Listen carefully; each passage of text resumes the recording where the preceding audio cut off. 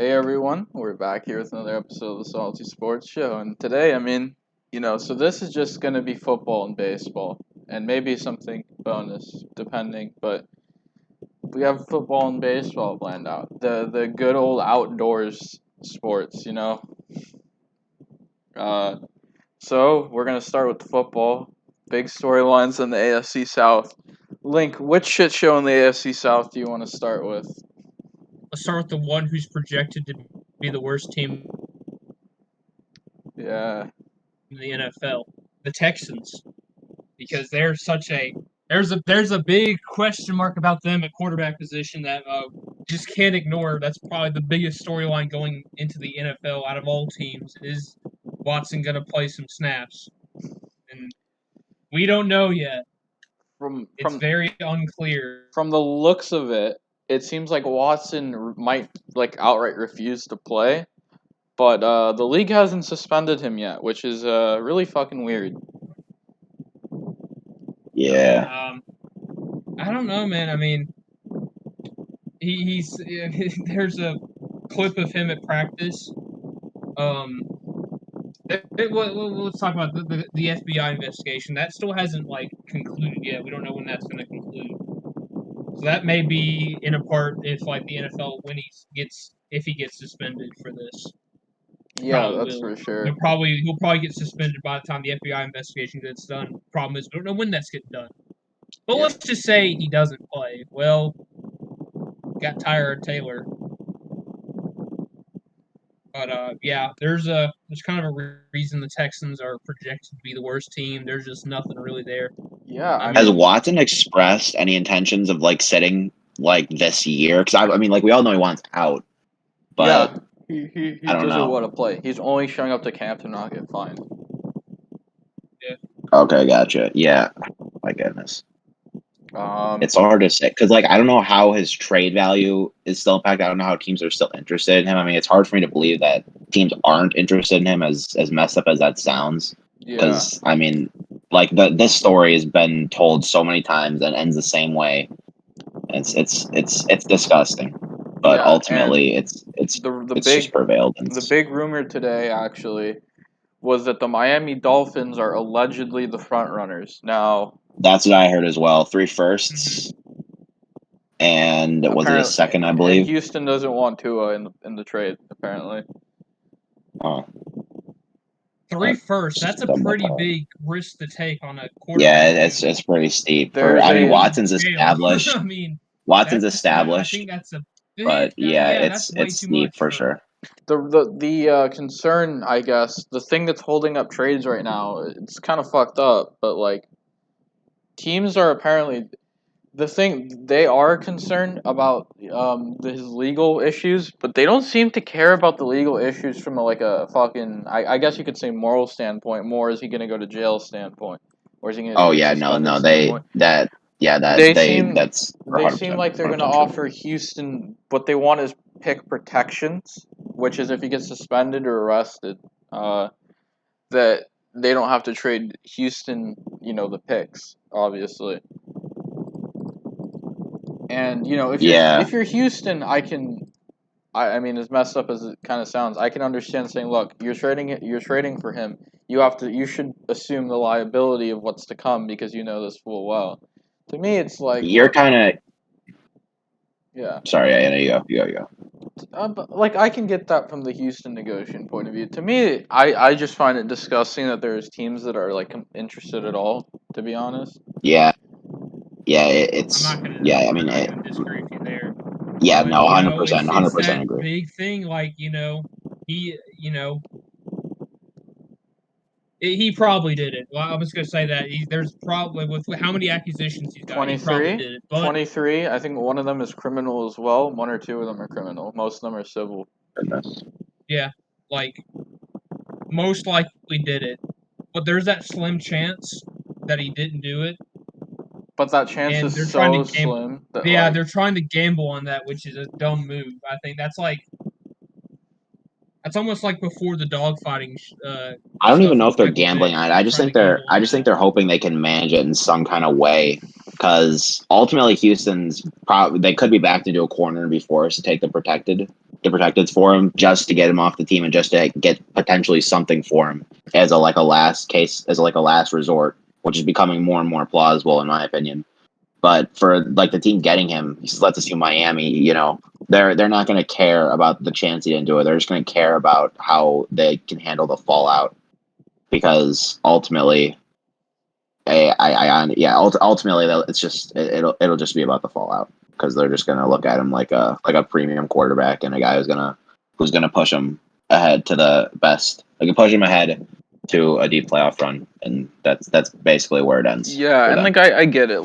I get not the idea of getting Watson. I get the idea of wanting a premium quarterback. I get with Miami, you're thinking we want to beat Buffalo.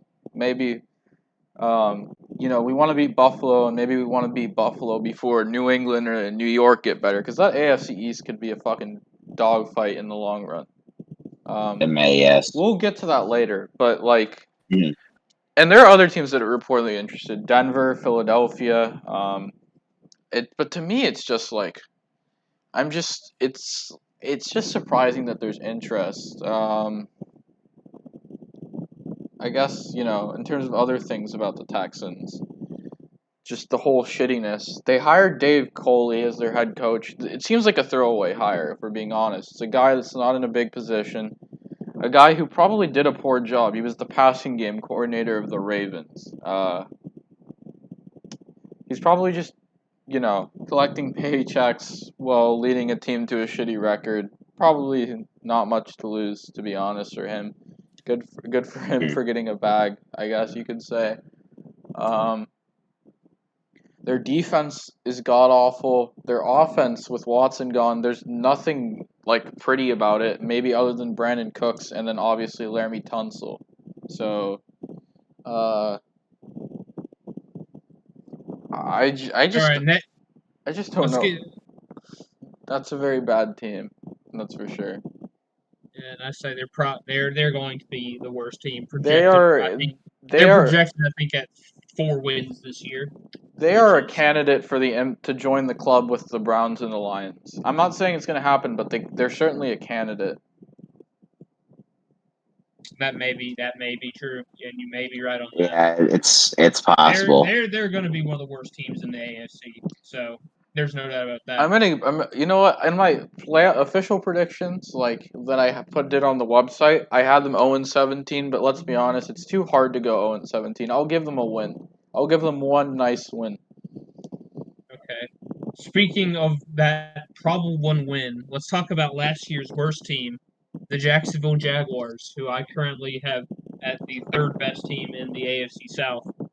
A very, very fun offseason for them, getting that 1st overall pick, getting the golden boy himself, Trevor Lawrence. Yeah, and that offseason peaked at Trevor Lawrence, because sadly they sold their offense to get Trevor Lawrence. Yeah, because a couple hours later they drafted Travis Etienne, a pick that made no sense. We've talked about it before. And he's injured. Yeah. Now he's hurt. Now he's out missing the year. And so, if you were a James Robinson, this is a fucked up way to say it. No. But yeah, James Robinson is probably feeling good, not in a good way, but yeah. I don't understand why Travis Etienne was picked, and I feel bad for Etienne, man. He was drafted into probably a bad situation for him. He's not going to be the bell cow back that he would probably like to be. He probably wants to be the guy to get the carries, and they said he's going to be a 3rd down back, and then he gets hurt. And for Etienne, that's something to kind of feel bad for, Yeah. Because 100%. He is pretty talented. There are places that could have picked him that I think would have been so much better, and now he's hurt. I feel bad. Elsewhere, the Jaguars, it seems like none of the players like Urban Meyer, which, that's interesting. Trevor Lawrence has not been too great in preseason. He's had his flashes, though. There was Gardner Minshew who was competing for the quarterback job, and he's been traded to the Eagles. Hilarious. I don't know why the Eagles did the job, and then he just see you later. I don't know why the Eagles did it, to be honest. What they trade for him was like a what did they give conditional up for it? 6. I kind of forgot. It was like I know it was a 6, but I don't remember if it was conditional or not. I don't know either, and well, that seems like really good value. The Eagles just don't know how to assure their quarterbacks. Like, I feel like I would do more to, like, instill confidence in Hurts rather than put more stress on him. I'm not gonna lie, I just don't like Hurts at all. I don't like Hurts at all. I understand what you're saying though, because they did spend a second on him, and to give up on him this quickly would be pretty stupid, especially for a team like the Eagles who are pretty bad and they're going to be bad for a little while. Yeah, they should just see how it goes. Trust the process. See him for 1 year. Yeah, exactly. As Philadelphians love to trust the process. Just accept it for a year, man. Like Mm-hmm. the Eagles. Yeah, exactly. The Eagles have served you much better than the Sixers have, even though that's changed like last year. But generally they have. But today's focus is more on the AFC. So, kind of getting back to them. Yeah, let's move back. The Jaguars, C.J. Henderson, 9th overall pick, seems like he wants out. So that'll be an interesting saga. But I'm just looking forward to watching Trevor Lawrence in action, I guess you could say. He's definitely high. Yeah, I think we all are. One of the big things. But that's all, I think on the other side of the ball was probably going to hurt Jacksonville the most is, what they struggled with last year was just defense in general. Yeah, other than Miles Jack and Josh Allen. Yeah, oh boy. There were some bright spots, but overall the team, they were, I think, they were top 3 in running yards given up, so they definitely have to fix them there. They're going to go with a lot more with how Urban Meyer coaches, a lot more man coverage, which that may help, or maybe a complete train wreck. But nevertheless, they're going about 5 wins this year. Yeah, and the thing about the Jags is that last year's team, they really tore it down to get Trevor Lawrence. So much so that they benched a healthy Minshew after injury so they can get Trevor Lawrence. Yeah, so they're banking high on this. Yeah, they threw away. It's a worthy gamble. The Jaguars were in such a bad position before. Getting Lawrence is like the Cubs getting Chris Bryant. Yeah, they wanted this because this is going to be the big headline. They get the big name quarterback, and then they. Hey, let's just mention this because we haven't mentioned it. Tim Tebow won't be starting for the Jaguars this year due to not having a very good preseason game against I forgot who they played. Cleveland. There was a really funny play where he had like a really lazy attempt for a block and it somehow worked. Like the defensive line, and just oh my god. Yeah. If there's good news for Trevor Lawrence, though, he gets to start his career by going against the Texans. So as for the shit show that he might have around him, he gets to play a torch an even bigger shit show, at least. That's going to be a classic 1 o'clock CBS game. God, that's going to be... I want to watch that game now. Yeah, that's gonna be generational. That's going to be a funny game. It will be. No, undoubtedly. 3 fumbles. Probably 2 picks there. Some missed field goals in there. It's going to be. It could be early tank bowl. Who knows? An early tank bowl, yeah. The Jags probably want Stingley because let's be honest, I don't think Henderson wants anything to do with them. So. Yeah. Let's let's move on. That's your Jaguars recap there. Let's go to the Colts. It's funny we were mentioning the Eagles earlier, right? Speaking of Eagles, Mr. Carson Wentz is a Indianapolis Colt, and he's going to be taking the helm from Philip Rivers, who just retired. Yeah. Reunited with his old coach, offensive coordinator. Frank Reich. But do y'all think it'll pan out, though? Well, he'll start. He might miss a few games. I've heard that he's practicing, but he might miss early. So it's good that he didn't tear his Achilles because there was some worries about that early on. I think he'll do fine. I don't think he's going to return to MVP form. Maybe not even 2019 form. But I think Wentz will be fine. Yeah, it's going to be so reassuring to have that offensive line behind him. Yeah. And some solid receivers. Yeah. Oh yeah. No, he's in a way better situation, and it's hard after the season he had last year. It's just hard to view him getting back to MVP form. And 2019 form might even understand that. The situation's a lot better, and I don't know. I mean, we've seen the Colts do stuff with some risky gambles before. So I'd say better situation. I think he's still got some of the talent left, kind of, shaking out some of the cobwebs and everything because of all the injury history and, just the situation last year, which was just such a nightmare. Overall, it was every week just going into it was just like painstakingly awful. Yeah. But speaking of that offensive line, they signed Eric Fisher, I believe, from Kansas City. Yes, yeah, they did. Good hire. I'd say. I mean, it's not like you're going to get anything out of him that he hasn't done before. But I mean, the resume over. Yeah, this is a blindside blocker that you can win a Super Bowl with. Yeah, exactly. I mean, yeah, he's not like the best in the world, but you can win a Super Bowl with him. It's happened before, and that's what you want. Exactly. So, I mean, the Colts on defense aren't too shabby either. I mean, they spent Quiddy Page. He's going to be the big guy who's going to be on the defensive line for the Colts. Yeah, he's going to be on the edge, and on the inside you got DeForest Buckner. Of course, the big news on that defense, they paid Darius Leonard a lot of money. What was the contract again? Exactly. I think it was like $19 million a year. I know Fred Warner got a big one, and then Darius Leonard got more because he was waiting for Warner to get paid. Oh, Leonard got more than Warner? Yeah, because he was his agent wasn't going to make a deal until after Warner got his done.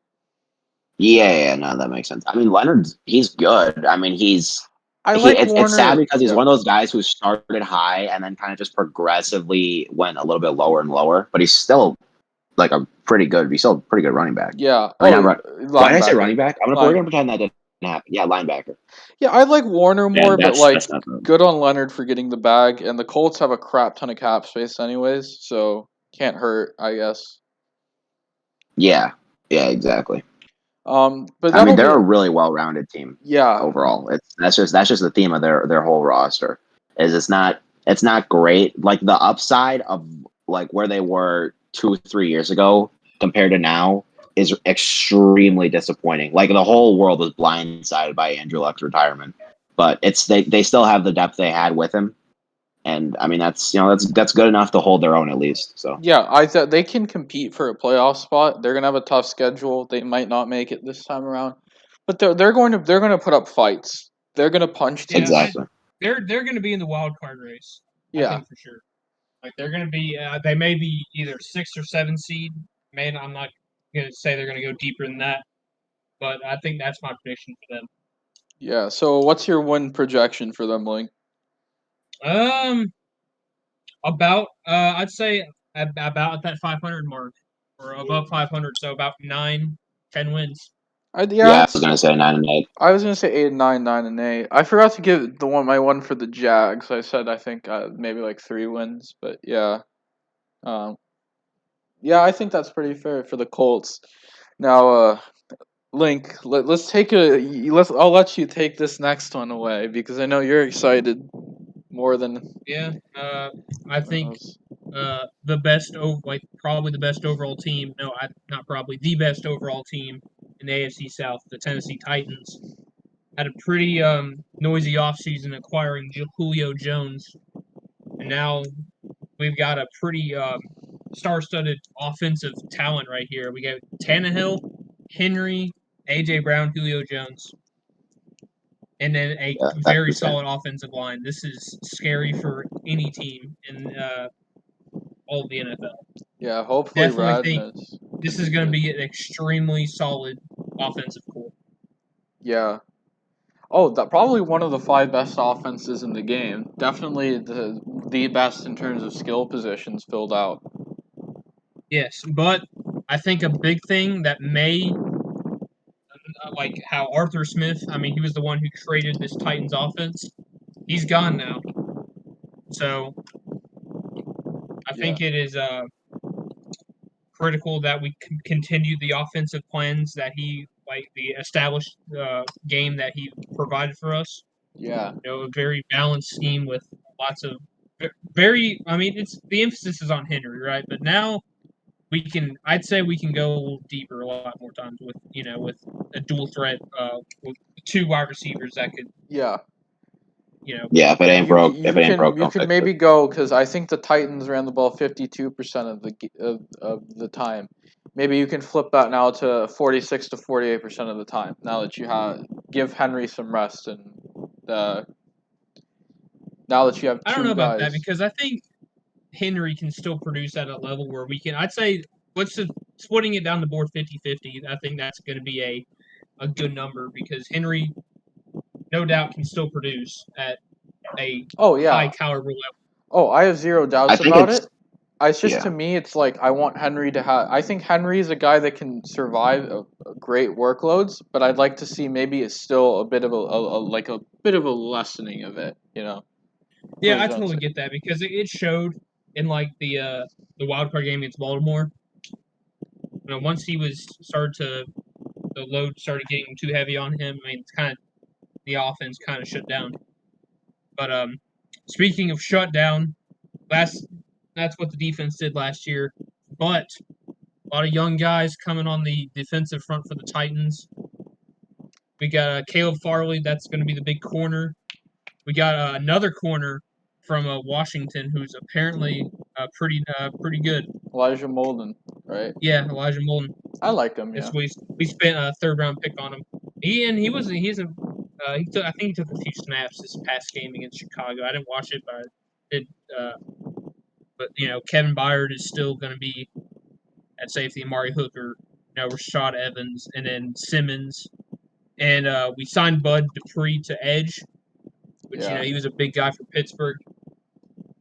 But it's just hopefully, we don't make the same mistakes as we did last year on the defensive side of the ball. Other than that, it's going to be a really solid Titans team, and I think they're going to be winning the AFC South. Right now, I don't think they're, especially on defense, I don't think they're at the level of getting a 13-win season. I have them at 11 wins. Yeah, I agree. 11 wins seems good. That's where they were last year. 11 wins. I think that's fair. I could see them push 12 maybe, but yeah, we do have 11, 12 is a good range. It is, but I don't know. I really love this. I really love their offense. They really took the Colts mantle as my favorite team to watch just going into the season, seeing how that talent plays out. Yeah. And it's just you just look at it, you just salivate. And ultimately, I think that's gonna, just having those opportunities are really gonna shine through, and they keep getting better and better. Just an extra year of a good draft. It's certainly a very promising prospect for the. Yeah, and you were talking about the team, offensive line for a bit. Dylan Radness hopefully could fill what you were expecting from Isaiah Wilson, but. Yeah. And I like him. He was the only because I was watching a lot of Trey Lance, so I saw some Radnas. He was the only player on North Dakota State that could pass block for worth a damn from what I've seen. So it's a good sign. Obviously, big jump in competition, but the Titans were obviously confident in him for a good reason. Yes, for sure.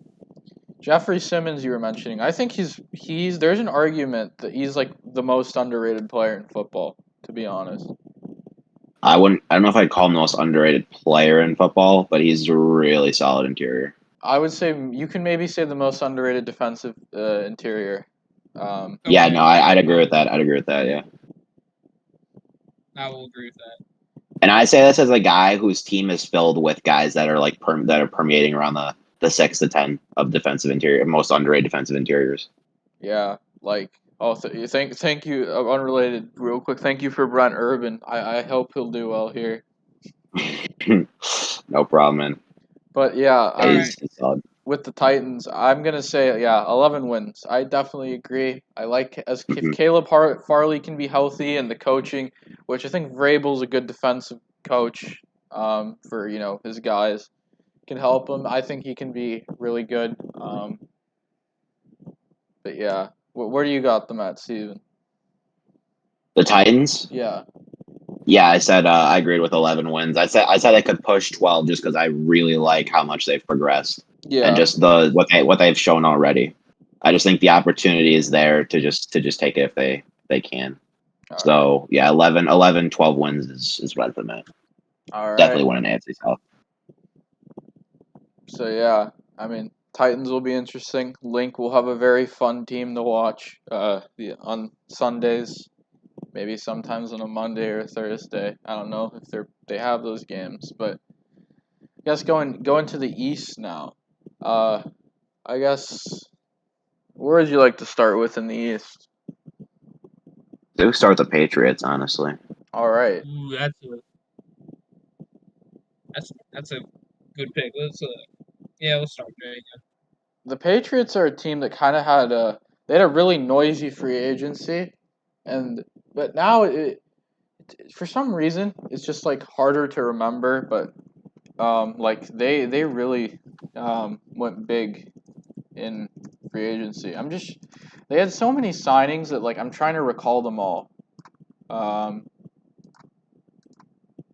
Like So I agree, but at the same time, it didn't really feel like they became so much better. Like it feels odd to say that, but their defense it's just became like a lot quantity better. over quality. It feels like. I mean, yeah, no, they got better So for I'm sure, just but looking through their it's just weird to talk about. transactions. Okay. So free agents. So they retain Cam, obviously signed. Jonnu Smith, tight end from the Titans, really good pickup. Matthew Judon from the Ravens, great pickup. Devon Godshaw from the Dolphins, solid pickup for the interior. Jalen Mills, good pickup. Hunter Henry, that's a good one. Kendrick Bourne can be solid. Nelson Aguilar had a really good year with the Raiders. That could be a good pickup. Yeah, he really bounced back. Yeah, those were some really good ones.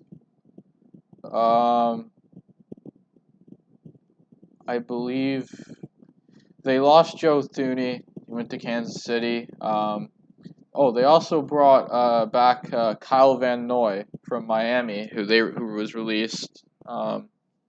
Looking at the draft, I really like the Patriots draft, especially like I'm not a big Mac Jones guy, but Bill Belichick can work his magic. Christian Barmore, big fan of. He's good. Ronnie Perkins out of Oklahoma, really good pick. Cameron McGrone, really good pick. I'd say that even if the noise kind of faded after the initial gunshots of free agency, I mean that's a really big improvement that they made there in New England. Yeah, they added a ton of depth. I don't know how the quarterback situation is going to really unfold, like how quickly Mac will take over, because I think Newton's starting week 1, correct? Yeah. Yeah, so it'll be interesting to see how that goes, because I still think there's projection left for Cam, just in terms of like this new offense and everything. I mean, we know where he's like at generally, but there's still it's still volatile. And Mac is obviously a complete wild card in terms of how we look at him in this offense. So it's difficult. It's difficult to say. What I'm really interested in this year is the Patriots defense because that's going to be monstrous. Yeah. No, it's. I mean, it's back to where it was just 2 years ago. So. Yeah, we're not far removed from a dominant Patriots defense, and looks like we're seeing it again. Yeah. Like I said, Kyle Van Noy was a big part of those teams. Spent a year with Belichick disciple Brian Flores, and it looks like the Dolphins felt he was surplus to requirements. He's back in New England. I mean, with Barmore, that's a draft pick that I'm really interested in seeing play out. That front, we already know what their secondary is in with Gilmore and J.C. Jackson, but I want to see how Ronnie Perkins meshes, how Christian Barmore meshes, how Matthew Judon does. Obviously, we know what Kyle Van Noy can bring to them, but I'm really interested. And you bring up Cam and Mac, and now they have much better weapons to work with. Yeah. N'Keal Harry had No a one's trade. too fantastic, but a lot better depth. And N'Keal Harry had a trade request, but it seems like he's rescinded it. Obviously, now they have Nelson Aguilar. and the 2 new tight ends. So that's going to be interesting. Link, what do you think maybe Jonnu could bring to that offense, I guess, with Smith? Well, I mean, to a Patriots offense who didn't really have, especially in the passing game, really didn't have a lot to really write home about. I think Smith's going to be one of those guys who are going to at least make it better than what it previously was. Yeah. It's interesting the 2 tight end combo because Henry and Smith are both guys who I feel like could hold their own on a team where they're the primary tight end in most reps. So I mean, we've seen teams with 2 tight ends succeed, play different roles. And I'm not as familiar as with Smith as Link would be, and I'm probably not familiar as either as you both would be.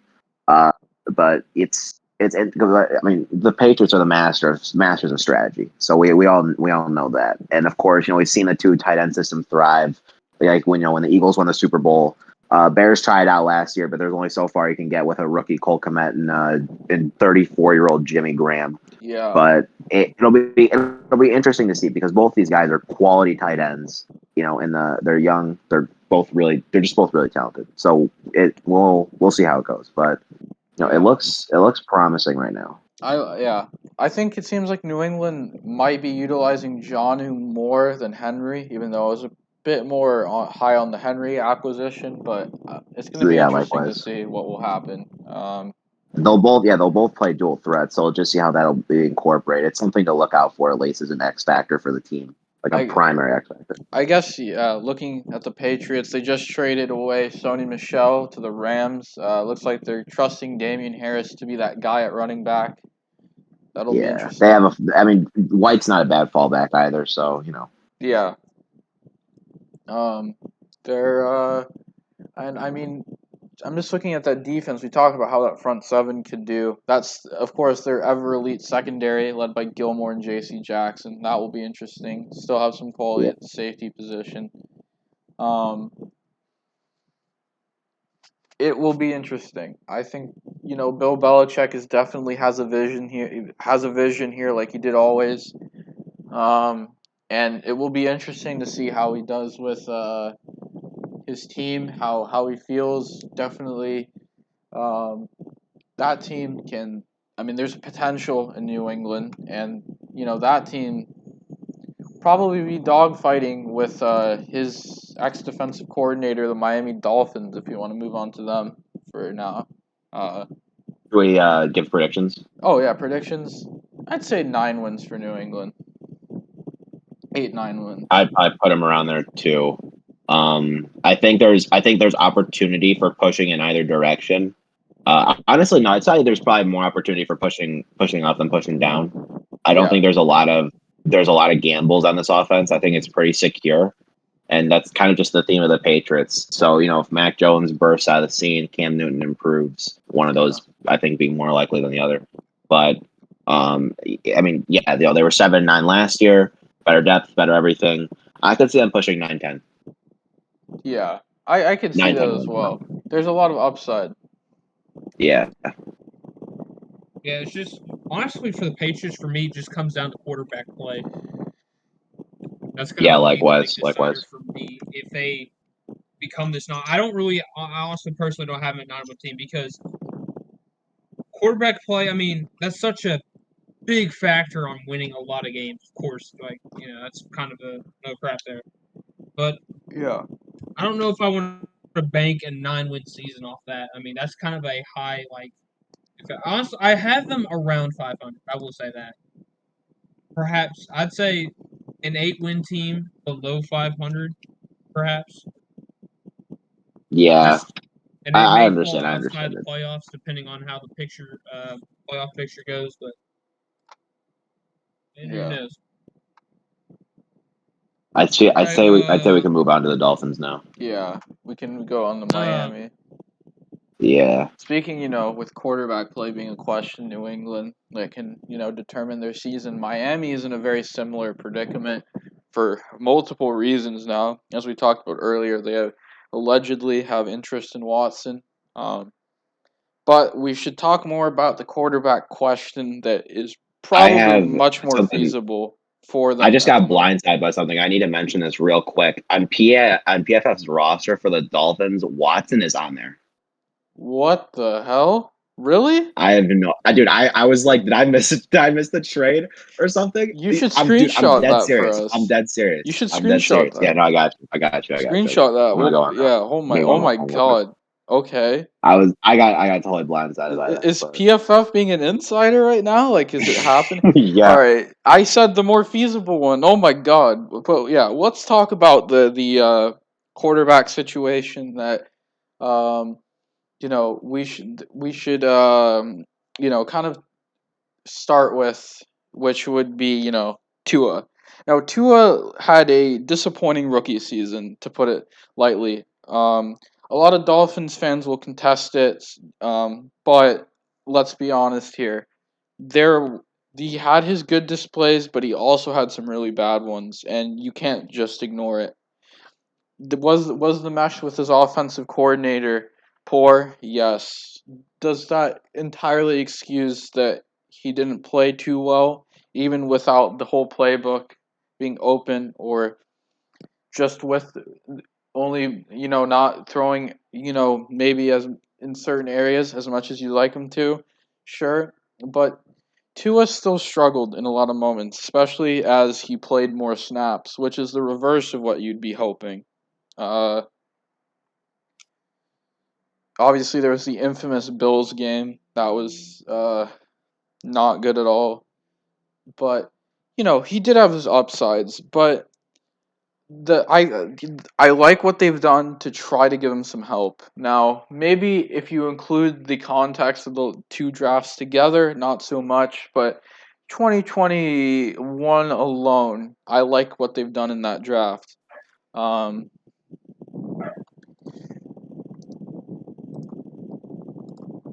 yeah.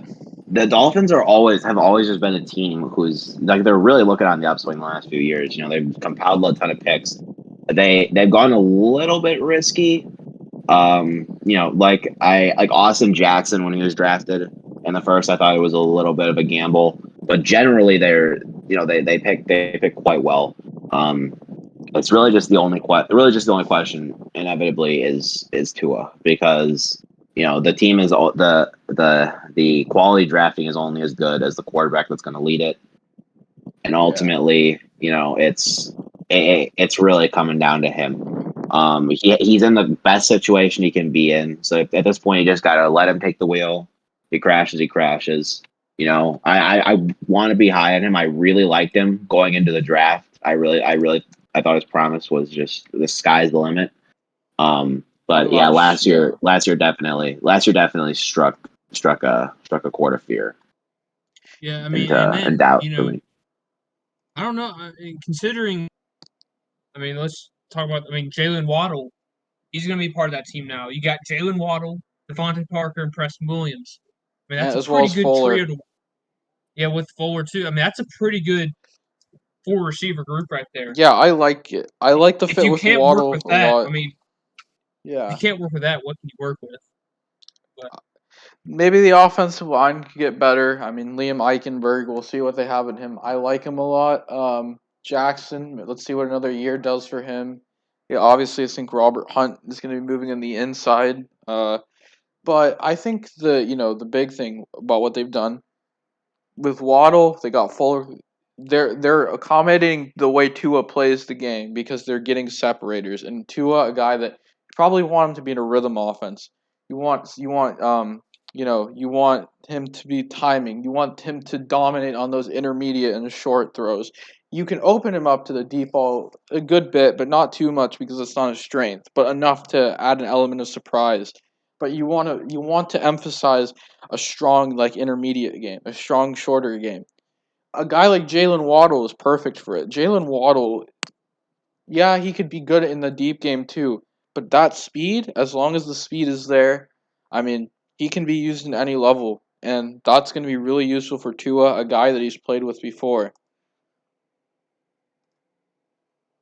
Um, I Yeah, mean, there's some question marks on the offense, definitely good offense. But, the defense, not too bad. Yeah, Not too bad on defense. it's a great defense. Jerome Baker. Yeah, I mean, obviously, Jerome Baker Xavier Howard. extended. Xavier Howard's Howard. going to be like Xavier he's going to be Howard. back like the cornerstone. Oh yeah, I bet. And they spent that pick on Jalen Phillips, who I wanted, but now they have. So he could be potentially a game changer on the defensive the edge side or the edge position. So. Yeah, I know. With they got Jalen Phillips, like you said. I'm a big fan of him. Love him. Xavier Howard got a big extension after trade rumors. He's a key piece of that defense. His partner in crime, Byron Jones, is still going to be there, obviously. You have, of course, what's his face? You're going to have Jerome Baker, who got a bag extended. Obviously, you're still going to have Wilkins there. But I'm, like you said, Jalen Phillips. And he has, I think, Igbo, who's going to be there on the defensive side as well. Drafted Javon Holland. I mean, it's kind of like with New England. That defense is going to be where we know that defense is going to do like extremely well. I don't think we're telling a very different story between the Dolphins and the Patriots. Yeah, except the Dolphins were better last year, like going 10-6 and everything. Yeah, of course, but that's ultimately just because the depth has gotten more even now. Patriots, obviously worse before, but the Dolphins you can be more confident and trusting in before. So they're a safer pick, but ultimately I agree that they'd be around the same level. Yeah, maybe a little bit better because I do like Tua more than I would like, say, Mac or, Cam.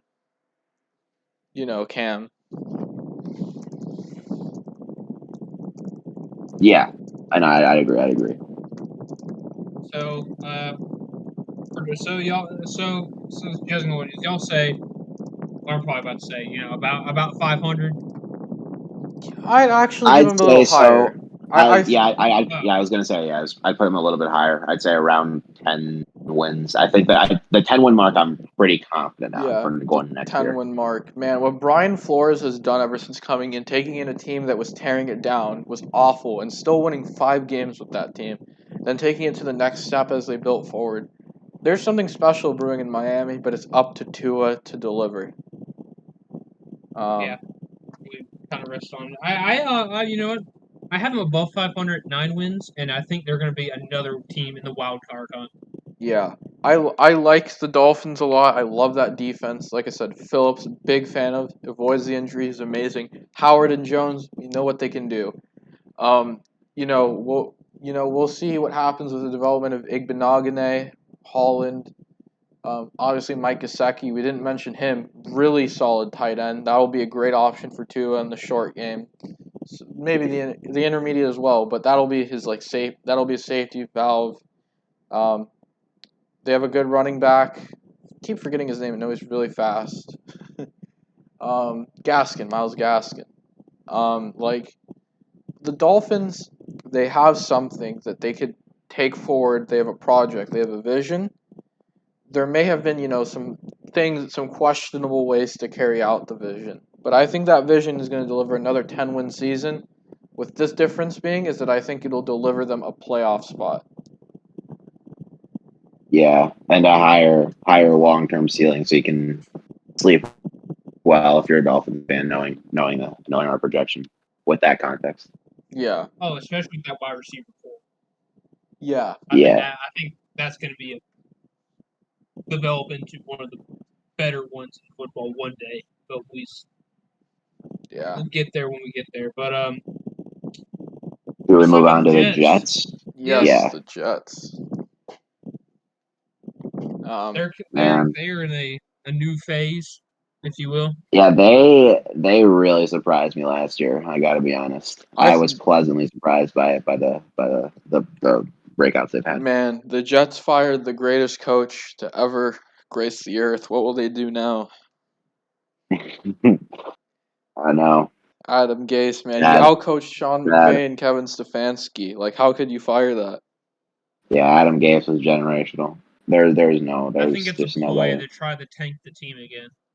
But like Yeah, jokes exactly. aside, the AFC East now has Robert Saleh, and oh my God, I like him a lot. I think he looks like a guy that you just want to play for, and he knows what he's doing. He has good tactical sense, and I see him.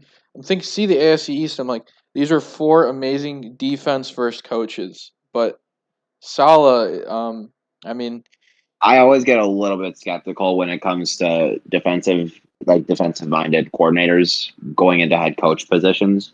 But if yeah, you have to pick one, it's Salah for yeah, I like Saleh a lot. Yeah, for sure, and I mean, this chance, undoubtedly. you can tell that his players love him.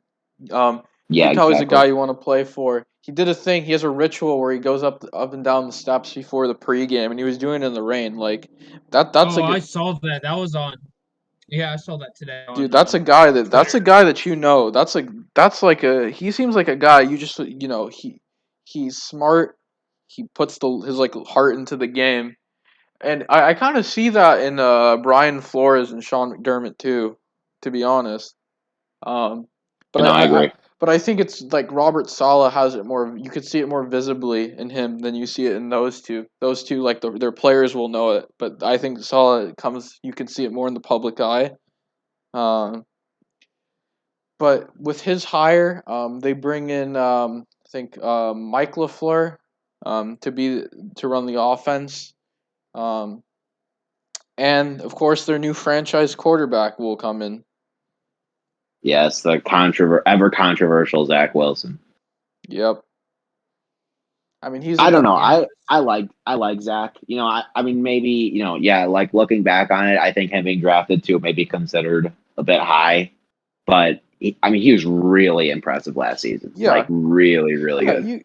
you could okay, you can argue for Fields, you can argue for Lance, but you can't call Wilson a mistake at this point because I think he's a really good quarterback. I mean, Yeah, this class was so stacked with names. Ultimately, it really boiled down to how to just team fit, team perspective, and everything. Like Fields dropping to 10. Like I've seen people say, like that was just bound to happen, and it's a sign of bad. It's a sign of bad omens to come. But no, it's really he's super talented. It's really just that the guys above him, teams liked, more. more. But liking him, but liking did more in this class. All these guys are really close together. They're really lumped close together. Yeah. It's such a good class that guy dropping, guy going up might not make them better than one or the other. It's just how team views it. Like, yeah, you I never got a little know. lost there, Maybe the but Bears would have taken Fields at 2 over Zach. But yeah, I mean, kind of yeah, going into Zach Wilson, though. I liked his tape a lot. I mean, his yes, quote unquote worst game against Coastal Carolina was a very good game. I mean, he was under pressure and he came up big. He didn't come up with the win, but he took them down the field and he completed the final throw of the game. They just came up just short in turn. I'm not going to use a phrase that would pain Link because that's what I'm thinking of, but like it's he's a good quarterback. I like him. I think that he can be that guy for the Jets that they wanted, and I mean they're putting in much more valiant effort to surround him than they did with Darnold. I would say. yes. Oh no, certainly, certainly. Of course, they already had Mekhi Becton protecting him, but then you add in a Elijah Vera Tucker, and that's his blind side protected well. Receiving core, you add Corey Davis, a guy I know Link would be very fond of, and Elijah Moore, who to many was the best slot receiver out of this draft class. oh yeah, man, You this already guy. have Denzel Mims on the team. Yeah, and his potential. I really, really like his potential. Like Yeah, I think last year was kind of just scratching the surface for him. I agree. Uh, Even Crowder's solid. I mean, yeah, I thought. we really know who he is, but Yeah, Crowder's a solid guy to have, and he might not even be at the end of the season one of the three best they have. They have a good yeah, young group of exactly. receivers that could be ahead of him. Um, Yeah, and then obviously, I mean, on the defensive side of the ball, you have Quentin Williams, who's a beast. You have some really good safety play. C.J. Mosley's going to be back. They'll need some help at the corners. They have the other Lamar Jackson at corner, which is always funny. I believe Lawson, he was there, but he's out for the season. I mean, it's a year for the Jets to continue their rebuild, but it's a year to build up. It's a year to go upwards. The worst is behind them. Yeah. No longer shall they be blessed by Adam Gase, but they shall win more now, I guess. Yeah, exactly. Yeah, I think honestly, we did pray. There are a lot of positives about the Jets, but the thing is, I mean, we're still in the first year of this new regime. This is gonna be for some players, it may not be a smooth transition.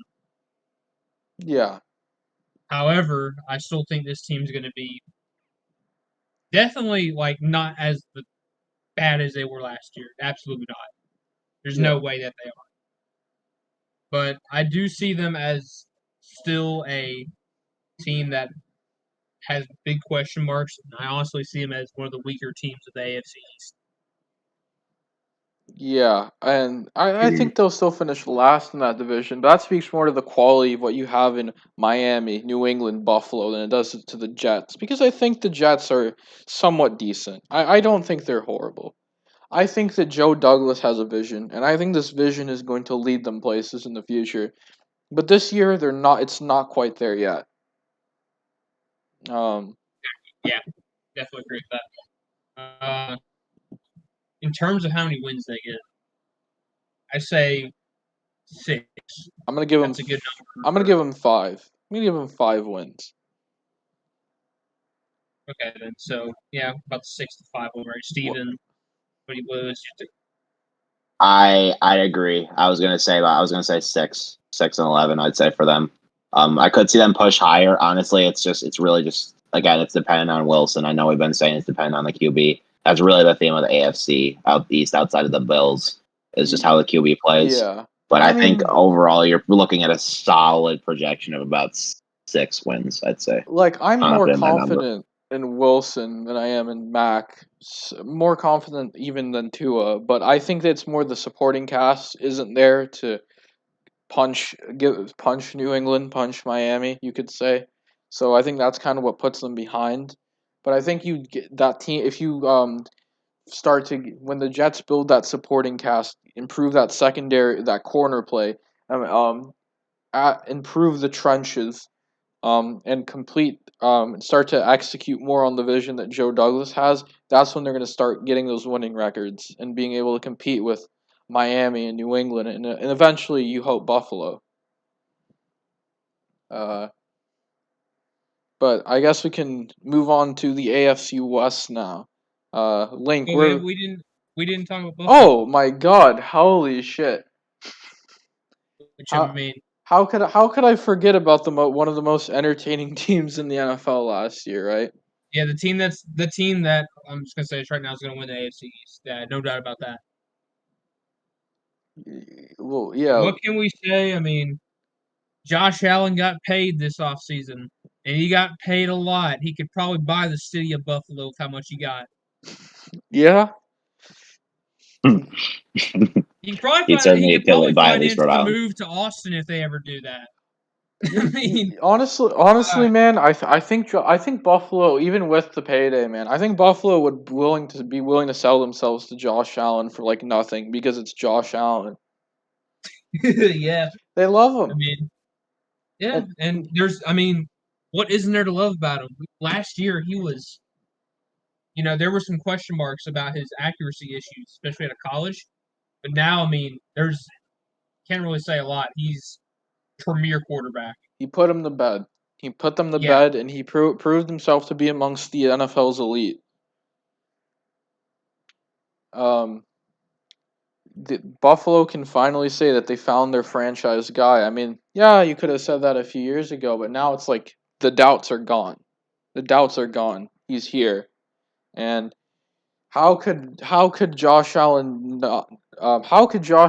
do it without his partner in crime? I mean, Stephon Diggs, what an acquisition for them. Yeah. One of the premier route runners, especially on the deep routes, which is like a match made in heaven for Josh Allen. And it feels like Diggs made a leap too, which feels weird to say because he's basically cemented himself as what he is in Minnesota, and he's fantastic there, Yeah. undoubtedly. But he took a step forward in Buffalo, which is just Yeah. crazy to think about. Because what happened to Diggs is before, I mean, you could have argued Minnesota Diggs wasn't, a top 10 receiver. Fine. Buffalo Diggs, Oh, he undoubtedly. undoubtedly. And there are people that you can argue maybe he's in the top 5 now. That's the leap forward he took. And that's the real, and to me, the quarterback wide receiver relationship is like so important. And you can tell not only do they really, there's not just love like off, on the field. There's like brotherly love off it. You see the way they talk about each other. Oh yeah. And like you could tell they're better together than they are apart. Yeah, exactly. But yeah, Brandon Bean and Sean McDermott have put together a really amazing team in Buffalo. Their wide receiver core too, outside of Diggs, is really impressive. Yeah, Like Gabriel Emmanuel Davis. Sanders is solid. I hate Cole Beasley, but all personal things aside, he's still really good. I mean, this is a really impressive Yeah, Kevin Knox group a of little wideouts. inconsistent at tight end, but I think he's fairly young if I'm to be corrected, and he can be solid in some Yeah, moments. They have a pretty solid offensive line. I mean, you can maybe hope for they some still have improvements. holes. Yeah, Yeah. yeah, they still have holes here and there, but honestly, where they are right now, I mean, they went 13-3 last year with basically the same team, and they honestly, I think they probably got a little bit better. Yeah, they absolutely did. You add that run game. There will still be questions. Brian DeBoll is still there though, so you can be confident you have the guy that put together that offense for another season. There were some rumors that he would go to the Chargers for a bit, but they ended up with Brandon Staley or higher. But Mhm. it's going to be interesting to see, that offense because, yeah, you would hope for some improvements in the run game, but that's an offense that I hope to see, excite the league again. Um, Obviously, the Bills' defense underperformed last year, but more due to health, I would say. You still have Sean McDermott there, the defensive mastermind. Yeah, They drafted Gregory Rousseau, not a guy that you would call an instant impact, but a guy that can become special given he's a good the edge. proper He's good. He's coaching. good. Yeah, more of a It's not a project. bad defense. It's the perfect defense to complement this offense to where it's not terrible, but I mean, there's projection remaining certainly, but it's enough that the offense can just fill the gap and lead from there. Yeah, So you can rest assured that even if it doesn't pan out like it did last year, that they have this offense behind it. yeah, and So obviously yeah, that's they that. missed. They had two of their biggest pieces missing last season for some time when it struggled, and Matt Milano and Tre'Davious White. And so you hope that them being 100% and being there, especially since Tremaine Edmonds tends to struggle without Milano, you hope that that's going to come up big. Ed Oliver, man, he needs to really show some big improvement this year. Um, Yeah, Obviously, they still have Micah Hyde, I believe, at safety. He's a pretty quality one. Still have, I believe, Pule. I could be wrong. I'm trying to remember his name. But that secondary, I mean, that they rely on Tre'Davious White a lot in that part of the game, and so you got to hope for him being healthy. He's a integral piece in Buffalo. hmm Then you obviously have. You have a lot of quality there, so we'll see how that defense fares. But I guess it's fair to say we could do some record predictions now. Uh, For Buffalo, okay. let's go. I'm gonna go bold for the Bills. I could see this team winning 14 games. Yeah, they're definitely. I'd say second best team in the AFC. yeah. You see, Yeah, my I agree. prediction for their caliber is like a 13 win team, But I think they're gonna end up having like by the end of the season they're gonna have a game where they can just rest their starters. So I'm gonna go with that involved like 12, but without auto play and just talking about how good that team is, 13 wins. Yeah, 13 is a pretty safe number. I just their schedule is not particularly difficult. I think their matchups, I think even their lost matchups are like really close decisions. Yeah. So, or most of them at least.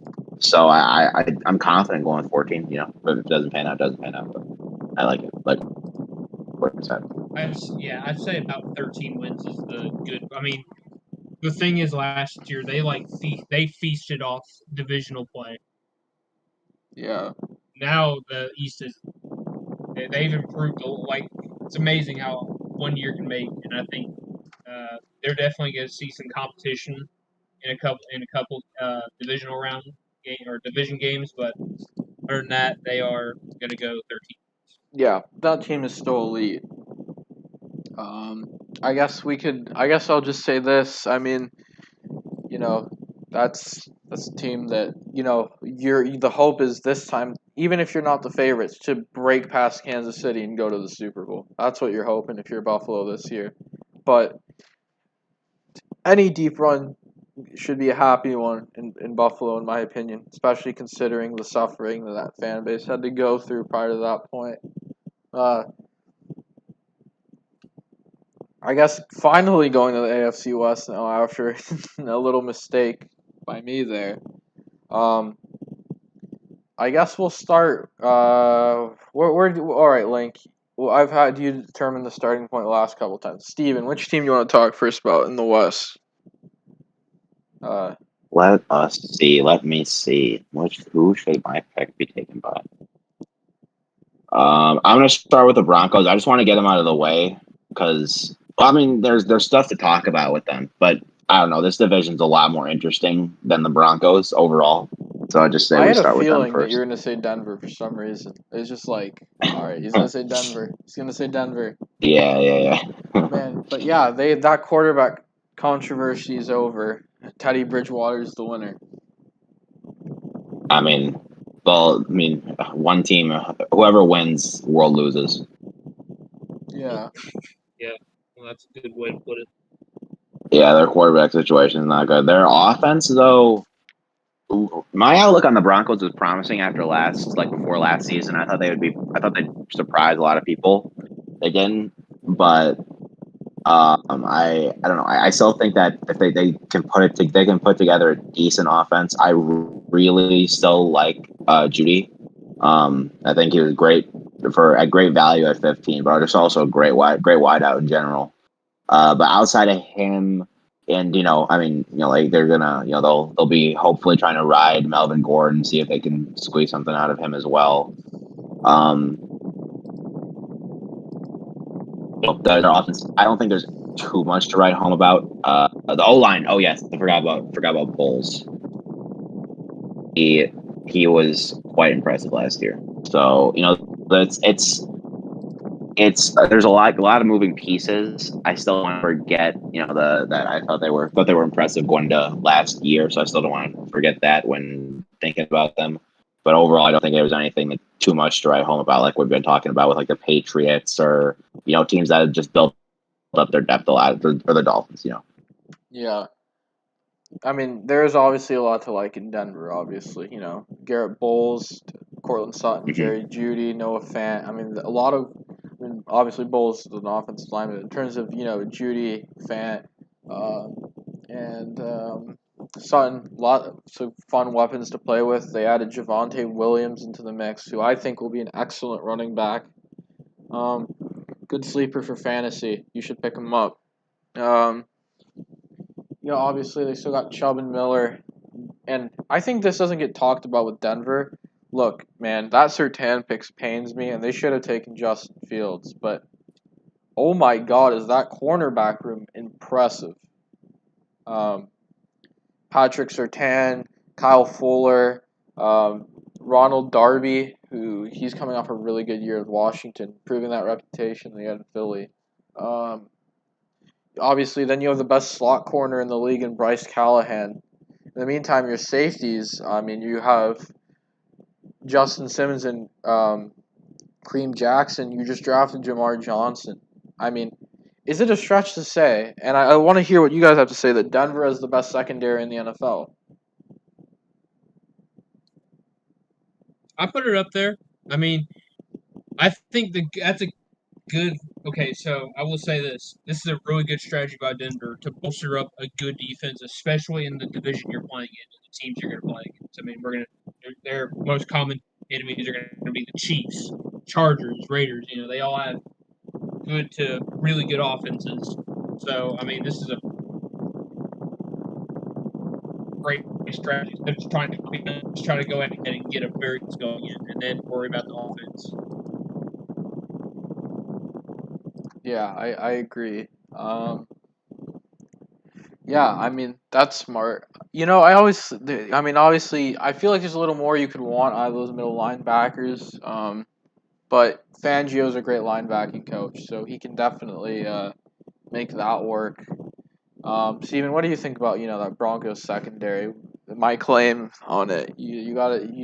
Yeah, no, I kind of wanted to let you guys take the wheel a little bit more, see how we feel it, because I definitely, it's definitely elite. Best in the league though. It's a nice salivating proposition to discuss, but it's fantastic. Their cornerback group got a lot better. With adding another Bears cornerback, Fuller, steal another one from us. Stealing our coach too. This team just gotta stop stealing from us, man. But I'm not gonna get too salty.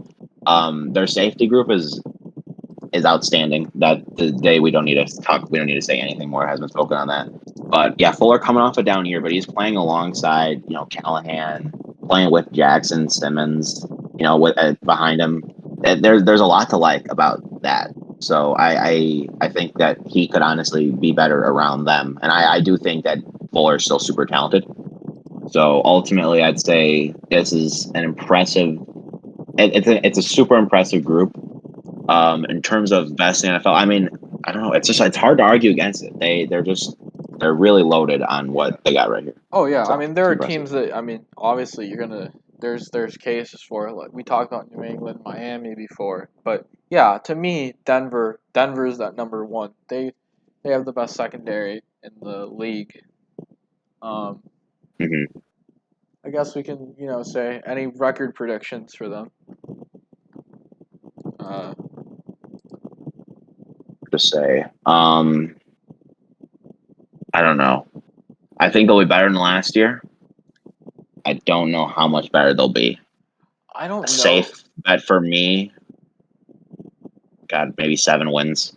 I gotta go with like 6 or 7. I think they'll be around the same just because of the quarterback play. I'm just like, yeah, Teddy's I don't know. I think they'll better than progress Locke. enough on the offense to grab them a few more, but it's tough to see them significantly improving. What was their record last year? It was 5-11. Okay, so yeah, 6 or 7 is an improvement. So yeah, that's fair then. Mm-hmm. Man, I wish they won that Raiders game. Yeah. Well, disappointing. Speaking of, should we move on to them because they're a team that's. Yeah. Thanks a lot, Raiders. You had to go for 2, and now they have Surtain instead of us. This is your fault. This is your fault, John Gruden. This is when Patrick Surtain. Okay, take your frustrations. Take your frustrations out right now about when the Patrick Raiders. Surtain dashes your dreams, John Gruden. I hope you know that this was your fault. You went for 2. You could have been in Dallas instead, but you had to go for 2. All right, that's my frustrations. All right, can we actually now talk about their team now? Yeah, sure. All right. Let's talk about the Raiders. Last year, definitely a spectacle to watch. Another promising first half, and then another collapse. Yeah. It feels like that's a common trend with them. Yeah. I mean, I feel like the expectation for the Raiders, again, they're probably going to be mediocre after Derek Carr drags them there. Yeah. Speaking of Carr, he's made a comment because there's some contract speculation that he'd rather retire than not play for the Raiders. So if I come on Raiders, let's extend him. Let's keep watching Derek Carr play in the NFL. Let him cook. He has some good wideouts to throw to, and of course, his tight end Darren Waller. What a story! Oh yeah. Yeah, for sure. I mean, the Raiders. I love talking about the Raiders, just because you're gonna find people who actually you'll find more people who are just like me and intrigued by just how smart and yet stupid they are. It's just such an intriguing juxtaposition that the Raiders just embody more than almost any team in sports. I'd say they always just love gambling.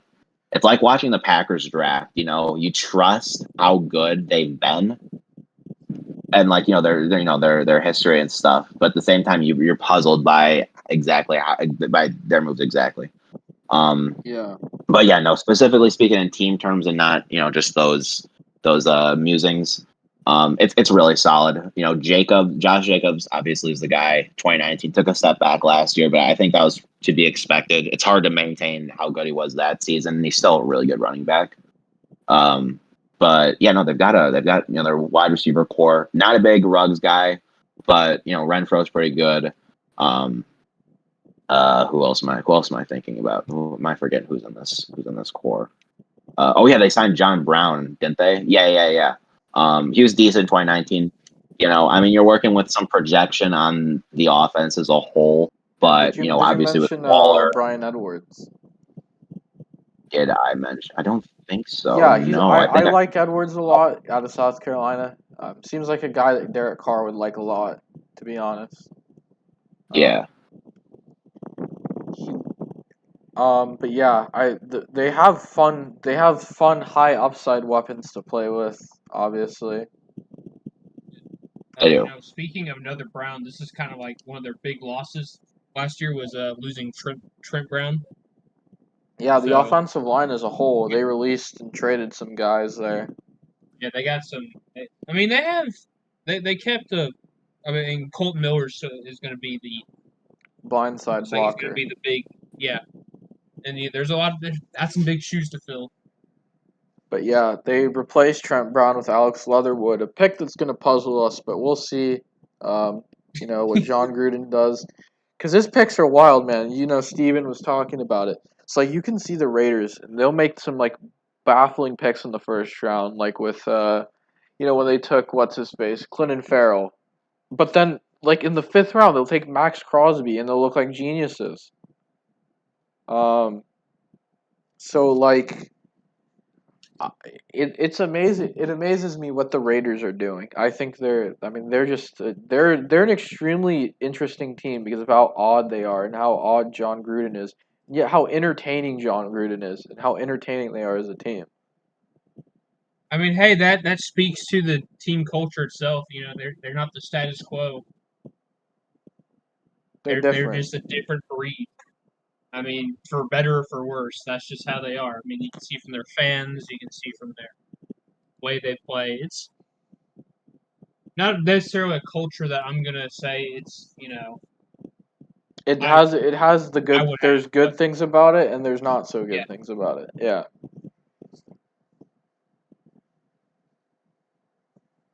I gotta remember they're in Vegas now. I can't call them though. So yeah. Yeah.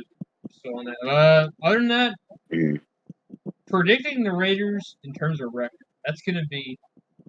That's a fun one. Yeah, because there's as I mentioned, there's like some question marks on off, especially for the O line. In terms of where I see the Raiders, honestly, if I can have them on about the same level as the Broncos. Yeah, probably. They're going to win a few games, but they're not going to be fighting for the division. I'd say it's like a very opposite situation. How much more difficult is their schedule compared to last year? I'm not sure, but I think to me it's like a reverse situation. So like Denver has this complete roster as a quarterback question. The Raiders still have some, good guys in the roster, like Jacobs we mentioned, those weapons. Solid defenders like Crosby and Farrell. Some solid linebackers, Mullen in the as a corner, but the thing is that they have so many question marks with the rest of the roster. To me, it's like the Broncos will be held back their record will be held back by their quarterback. Well, Derek Carr will drag the Raiders to a better record than what they should be. So I agree with that assessment. I think maybe 6 to 7 wins, maybe more if they get off to a hot start like always. What are you thinking, Steven? For me, I don't know. I saw more around the 500 range. It's hard for me to really just get super low or super high on this team. They pretty much are what they are. Last year they went 8-8 with, I'd say, about the same team. I don't really see anyone jumping ahead to get them to a huge to get them a guaranteed playoff spot or anything. But you know, I'd put them around 7, 8, 9 wins. I'd say any of those three values I wouldn't really argue with. I wouldn't be surprised if the Raiders are picking super high, and I wouldn't be surprised if they make the playoffs. I think that's just exactly. You can never be surprised with the Raiders. Expect the unexpected. That's just how I view it. Yeah. Any last thoughts on the Raiders, Link, or we? I think we're done. All right. So the Raiders moved out of California, so let's move back into California. The Chargers are finally going to play in SoFi Stadium with fans, and their home opener, too expensive for me to go. They're hosting the Dallas Cowboys, and those tickets are crazy, man. It hurts, but I know for sure. Let's talk about the Chargers. Playing in a beautiful new stadium. Obviously, it's owned by the Rams, but a beautiful new stadium regardless. Even though I want them to be in San Diego, I mean, I can't deny it's a great stadium in Los Angeles. But I mean, I think it's fair to say, I mean, it was a painful year with all the losses and the way they lost with the Chargers, but it was a hopeful year because of a certain quarterback. Yeah. You know, Justin Herbert, he looked really good. I mean, he delivered, performed well under pressure. You know, they add Rashawn Slater to give him protection. You got to hope that Keenan Allen this time won't miss the last months of the season.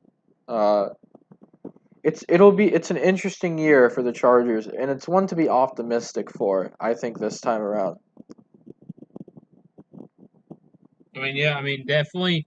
The teams that were below 500 last year. The Chargers are definitely one of the more. Well, you could definitely see after last season, like, yeah, this team's going to be going places because this team can go to the playoffs, and I mean, Brandon Staley, their new head coach. This guy was the defensive coordinator of the Rams last season. Took him over and took a unit that was struggling. And he made them great. He made the Rams defense something more than Aaron Donald, something more than Jalen Ramsey, and made it a complete, well-oiled machine. And you're hoping for that with the Chargers, who they have a lot of high-end talent, but a lot of weaknesses as well in that defensive side of the ball. Yeah. I mean, I don't know. I mean, yeah. They still, at least as long as I got Bosa, I guess, you know, you can't be that terrible. But yeah, it's still pretty weak. You gotta overall. hope for the big thing. Obviously, the X factor on the defensive side of the ball is going to be Derwin James' health. And yes, exactly. so far, and hopefully the end of training camp, man, Derwin James will be playing week 1. He'll be playing football, and we'll be so excited to see him back on the field. That would just be fantastic. That would just make my day. Just make my little heart grow. Yeah, and speaking of defensive backs from Florida State, Asante Samuel Jr. is an interesting guy. They got him in the second round. Played really well. Was on a pretty bad team and did pretty well, so that'll be a good thing. At secondary, there's some potential there with Derwin James back and Asante Samuel Jr., who will have the growing pains of a rookie corner, but will also show quality in moments when you will need some quality. Yes. Obviously, you know, some longtime veterans are gone, you know, like Melvin Ingram but you know, with the Chargers, you're thinking here, all right, so this is a team that's getting younger. They're getting hungrier. They're getting better. That offensive line will have some improvements. I'm thinking that team could, it's obviously, with all of that in mind, the fate of this team is going to be on health and Justin Herbert. Yeah. Yeah. Cool.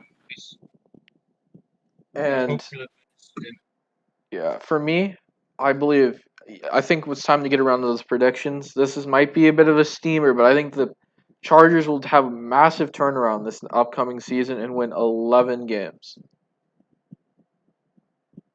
I guess I'll go next. I like Herbert. I like his upside. I think handling pressure like he did, especially as a rookie, is really impressive. Really good for the Chargers that their investment's paying off as well thus far. Moving forward, steps forward. The upside's there, but I don't know. I just like to be safe with them. So I'm gonna pull back a little from the assault and go 9 or 10 wins. All right, Link, what are you thinking? You know what? I mean, the Chargers. I do like this team, but I mean, we discussed it. Their defense is nothing too special. And one of the big reasons why the Chargers lost some of their games is definitely like special teams. Yeah, being able to kick field goals is not really the Charger way, but I think Bagley. I think he is going to be pretty decent this year. So honestly, I have the Chargers. I have them at a wild card slot. I will say this: they will be in the postseason, but they're still going to be at about 10 wins. They're going to be a team to watch this year. Actually, watchable Chargers football. Yeah, I know. I haven't heard that one in a long time.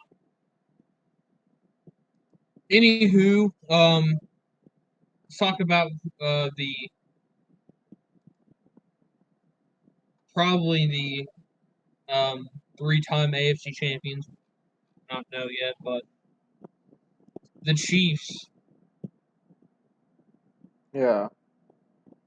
Well, Chiefs sadly have a huge quarterback issue. I was going to say one more thing me about from saying, the Chargers real quick, if you don't mind. Yeah, sure. Then I'll go on with my spiel. Sorry, but you're talking about the defense, and the reason why I'm a big truther, like I said, Brandon Staley made that Rams defense so much better. You could do it with the Chargers with all that high-end talent. All right, the Chiefs. Chiefs big quarterback problem, as everyone knows. Other than that, pretty good team. They're looking. Obviously they're looking on the upswing. They got as long as they have Tyreek Hill. Yeah, man. They'll be good. What a disappointment. Season. What a disappointment not winning the Super Bowl last year. Like, man, that's just... Yeah, that was really something. Man, the Chiefs standards aren't high, but, like, doing that? Come on. Yeah, that was so boring, so mundane. It was just Bucks took the power early, and they just didn't give it away. But yeah, but if I'm being honest here, the Chiefs saw that Super Bowl. They saw things that were wrong, and they did what any good organization does. They fixed it. They added to the offensive Kyle Long. They added Orlando Brown. They added Joe Thuney. They added Creed Humphrey. They needed to revamp that offensive line and did it. It'll hurt losing Mitchell Schwartz. Obviously, it will hurt losing Eric Fisher, even though I believe Orlando Brown can be an improvement over what Eric Fisher was. But that interior is going to be better, and you got to hope, even with Clyde Edwards-Helaire not being fully healthy, that run game could be better, because the Chiefs had struggled in the red zone last year. And you want to hope that you can have Clyde Edwards-Helaire being at 100% to be a true threat in that red zone, more than just what Mahomes gives you. We know they're a team that can get explosive plays. You have Mahomes connecting with his big weapons, Tyreek Hill, Travis Kelce. You're going to have speedsters like Mecole Hardman on the team. But, that Chiefs offense, we know what it can do. There's nothing new. Mm-hmm. Defensive side of the ball, yeah. Chris Jones. As long as they have Mahomes, they'll be good. So. Chris Jones, Tyrann Mathieu. A solid group of linebackers there. There's a bit of questions with their edge rushers. I believe what's his face might have some legal problems. But I mean, that's a solid. But even with that, Clark, yeah. Frank Clark. Yeah. Mm-hmm. But we'll see what happens with Frank Clark. But obviously, even then, you still have one of the best defensive tackles with Chris Jones. I mean, that Chiefs defense, it's not, what the Buccaneers, what the Rams have, but there are high-end pieces, Tyrann Mathieu, obviously, mentioned him. L'Jarius Sneed, probably the best rookie corner last season, had an amazing season. There's a lot to love about that team as a unit that doesn't get talked about enough. The offense steals the headlines, but that defense is solid, and people forget when they won the Super Bowl and when they were playing at their best football last year, their defense was clicking. And when that defense meshes and clicks, the Chiefs are unstoppable. More than they are even when just the offense is the one that's doing the work there.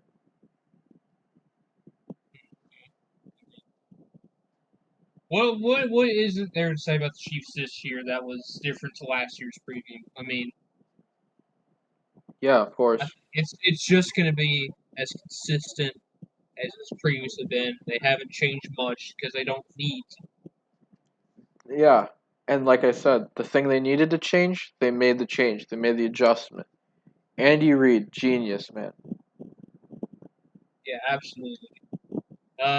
No doubt, in my mind, they will be they're going to get the first round bye in the AFC. Also. Yeah. So, what are you guys putting at their record? Yeah, they're 15 wins, probably.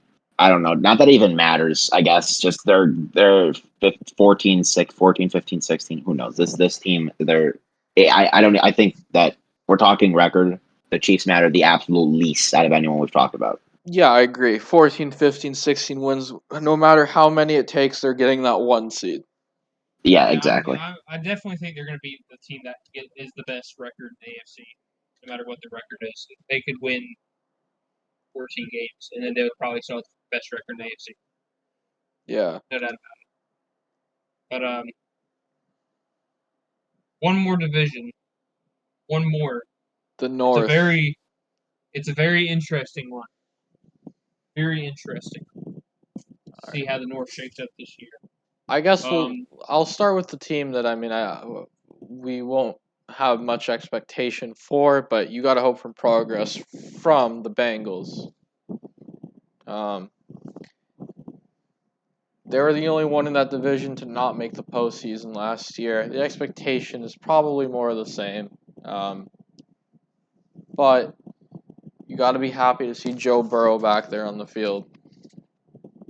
Yeah, but the question from fans is he going to stay on the field for the entire season? Yeah, that offensive line, there are questions. They didn't take Penny Sewell. They didn't even look to maybe move down and get Rashawn Slater. But they did indeed hire their old offensive line coach who has a really good track record, and their offensive line has looked good in the preseason. Have they? Well, yeah, they've looked a lot better when they have the starters out. I believe PFF themselves have actually given them like really good grades. Even Michael Jordan, who was like infamously good in the preseason. Obviously the big controversial draft pick taking Jamar Chase. There's been some reports of struggles out of camp. We'll see what happens there. But he's just getting back into football after a while, and we know the talent's there.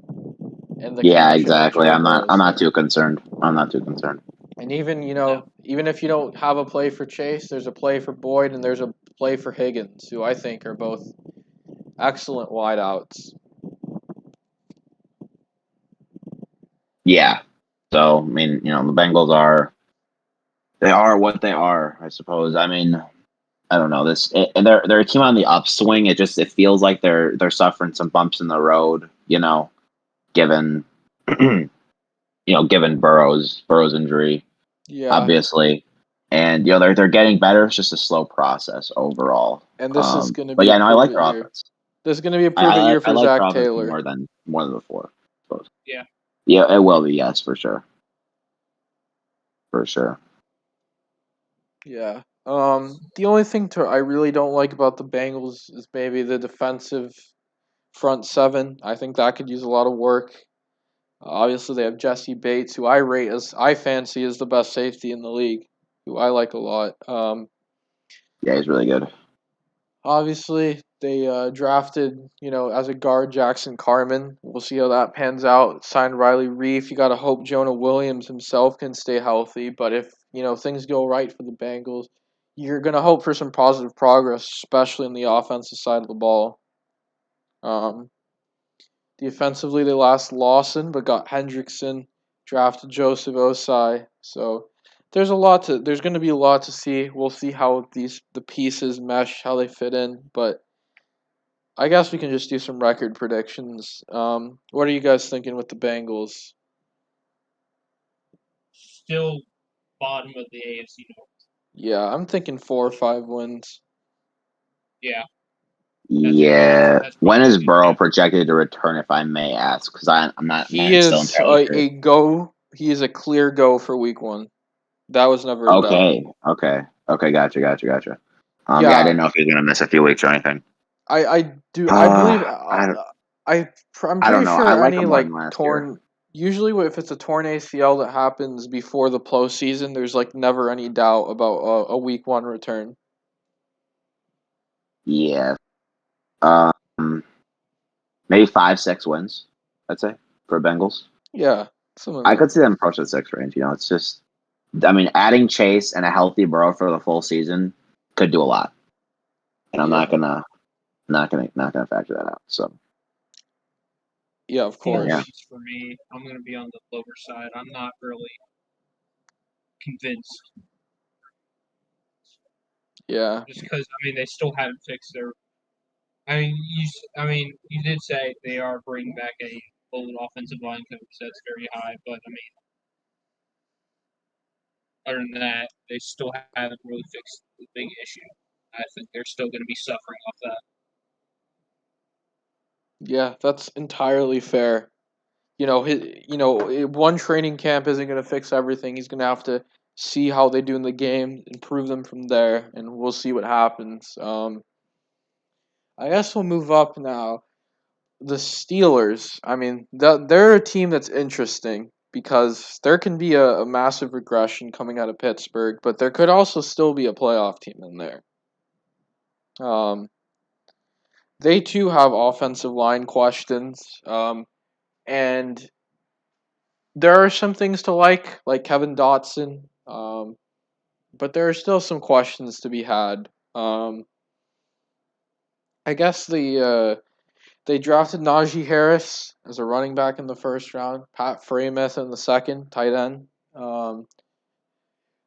Seems that they're gonna go all in. This might be the end of the Big Ben era this year. Who had a good start last season, but wasn't as good in the finish. Still have Juju. Yeah, they went undefeated to start the season. I think that streak stopped at 9-8-0. 11. They went 11 and lost to Washington, and then finished the year at 12-4 before a pretty humiliating defeat to Cleveland. Obviously, the receivers are still there: Juju, Claypool, Deontay Johnson, and that insane Steelers defense is still there. A little concerned about the corners, but you still have Minka, you still have T.J. Watt, still have that great defensive interior. Still have Devin Bush. They lost Spud Dupree, but there's a lot to like with that Steelers defense. There's no doubt that will be one of the elite units. If you guys have anything to say with the Steelers, go ahead, because I've been. Yeah. Sorry. Yeah. sorry, let you take the lead on this. I think it's hilarious that they won 12 games last year. I still can't get over that. Like that's just unbelievable. I doubt they're going to win that much this year. I like the defense a lot. You can always count the Steelers' defense being impressive. Even when they traded for Fitzpatrick a little while ago, didn't exactly pay off as much as everyone hoped it would last year, like making the jump from 2019. But he's still really good. And yeah, obviously, Cam Hayward, T.J. Watt, like a lot, I'm probably forgetting some other guys. You guys can correct me if I'm not. But overall, the unit is extremely impressive on defense. Oh, yeah. It's just the offense. T.J. Watt's gonna have. I think he's gonna have another big year. Yeah, I completely agree. It's just for me, the offense. I don't know. It just doesn't impress me that much. It's not bad, but it's like it feels like a poor man's Patriots offense. And obviously, you could probably be a little bit more confident in Roethlisberger's production than some of the Patriots quarterbacks, but I don't know. It doesn't stand out to me a lot, at least enough to just really, really help that defense out. Ebron was terrible last year. That hurts a lot. The offensive line. Yeah. Who I like, but still, the Steelers had bigger issues than running back going into this draft, at least round one. Especially at the tackle position, because I think I like their guards. They could use some help at center, but the tackle position, definitely. Yeah, exactly. That's where I'm getting. That's where I get a little bit more scared. But I just don't like it that much. It just doesn't stand out to me. They did a lot with it last year, but I don't know. It feels like that offense just is not going to be able to keep up nearly what they did last year. Yeah, I agree. It's going to be a tough offense there. I guess are we ready to predict the records or any? Yeah, sure.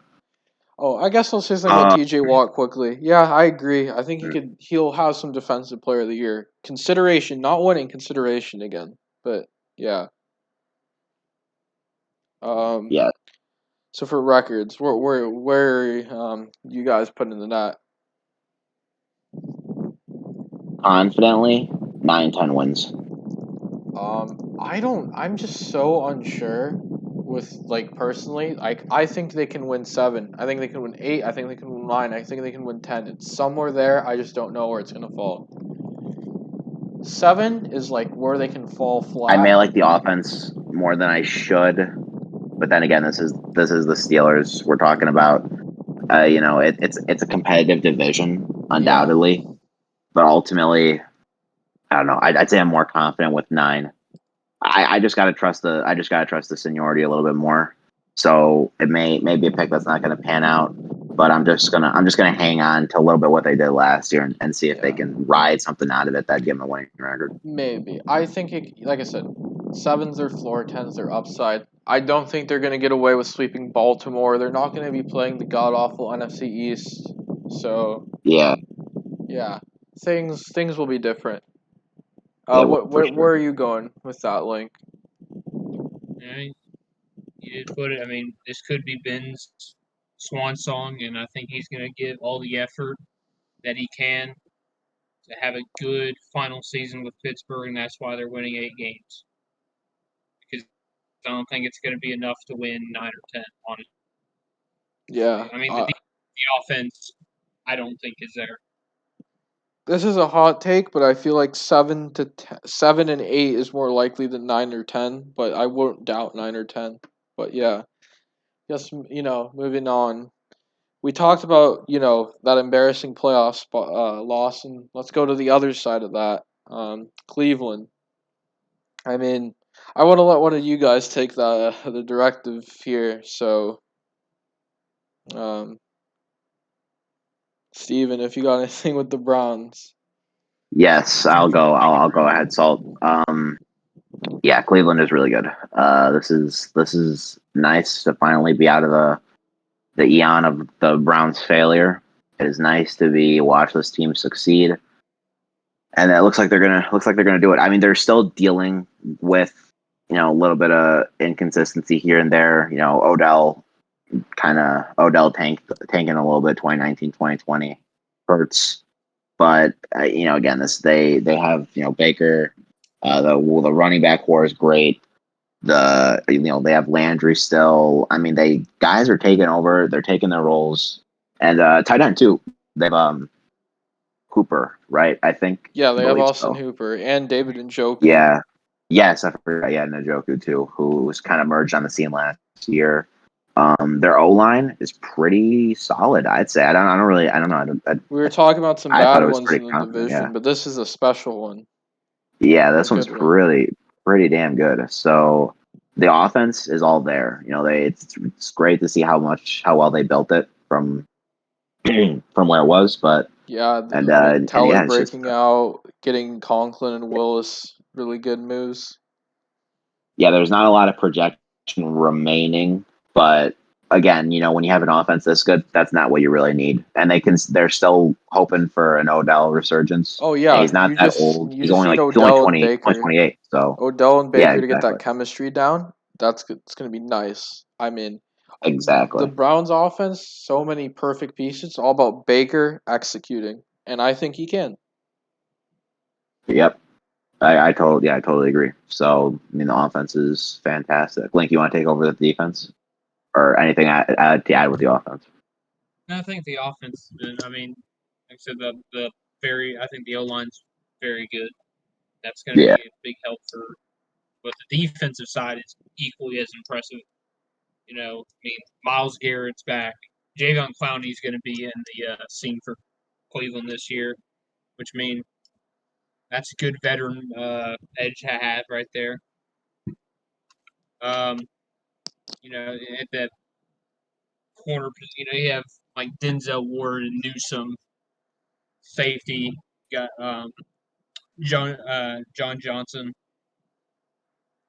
I mean, this is a very good defensive team. Yeah. Not to mention Jeremiah Owusu-Koramoah, a big steal there in the second round. Oh yeah, you give that defense time to mesh, and that's gonna be a great team. Mm-hmm. It's not that weak. I mean, it's pretty strong, I'd say. Yeah, I think But there's not really maybe you can hope for more in the defensive interior. I'm not too sure, but there's obviously yeah, some no, I rotating agree. I agree. pieces in the D line, save for Myles Garrett. Obviously, Vernon got hurt, and And the safety and the secondary group is really impressive. yeah. So So we'll see what that's happens there. I mean, yeah, we've been talking about some really amazing secondaries in the AFC, and that's one of them. yeah, exactly. So we'll see. We'll see what happens.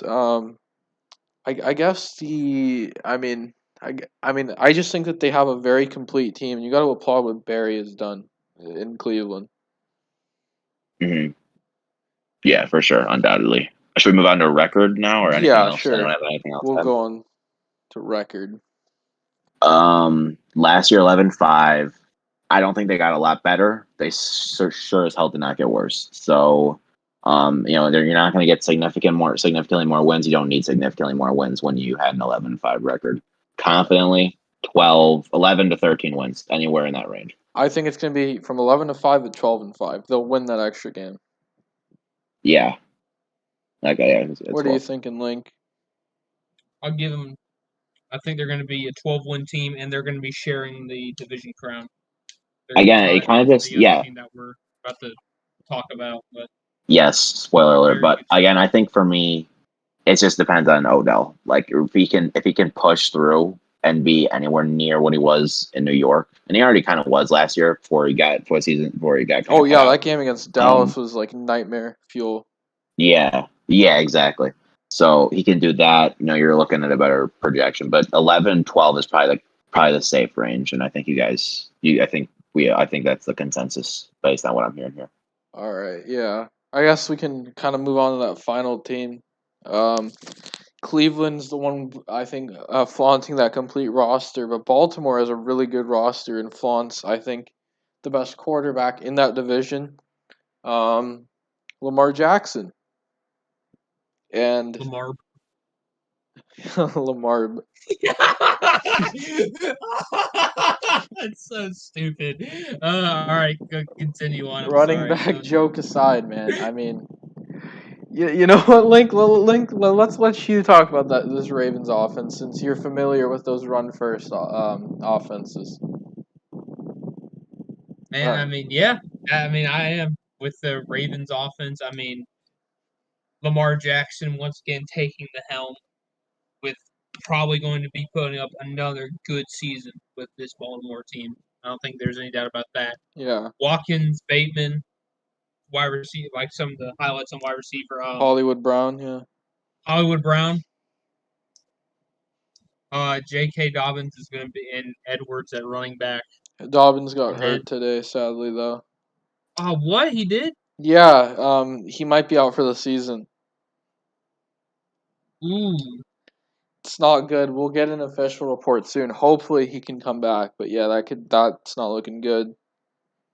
It's kind of scary, but the offensive line is going to be as good as they've been. So, I mean, this offense, high-powered, like they usually are. Yeah. I mean, I'd see no faults in this offensive set especially, like, I think they are. I can't say right now. Okay, I will say.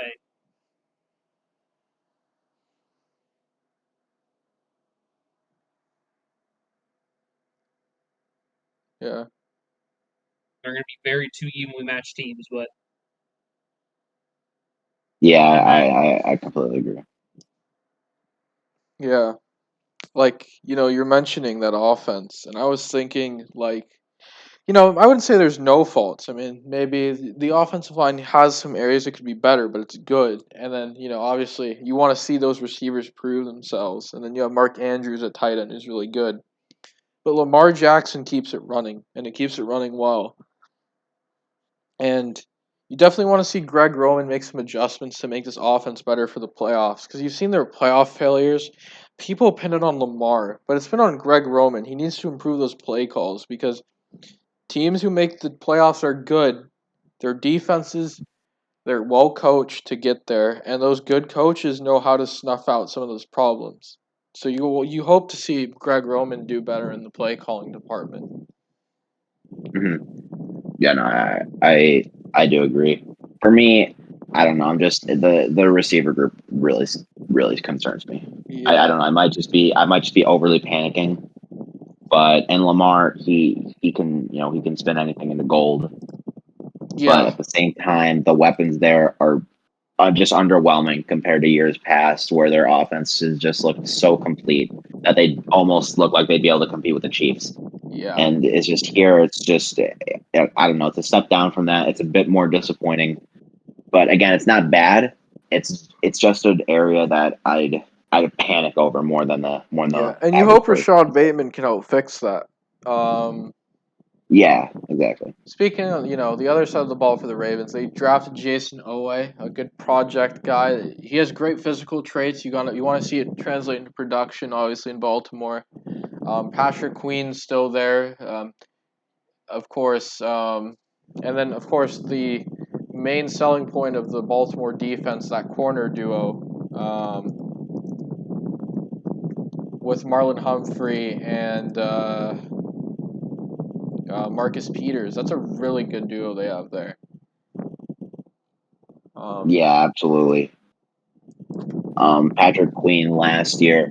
I mean, obviously, you got to really like Queen. He was really impressive, but last year was just super disappointing. But I'm not gonna hate on it too much. The talent's there, undoubtedly, and honestly, there's no one that really stands out on that front seven. I'd say, but it's all really solid. Yeah, I mean they lost Matt Judon. I believe Yannick Ngakoue left as well, right? Yeah, he went with the Raiders. I think so. They lost some. Yeah, they lost some help on the defensive line front.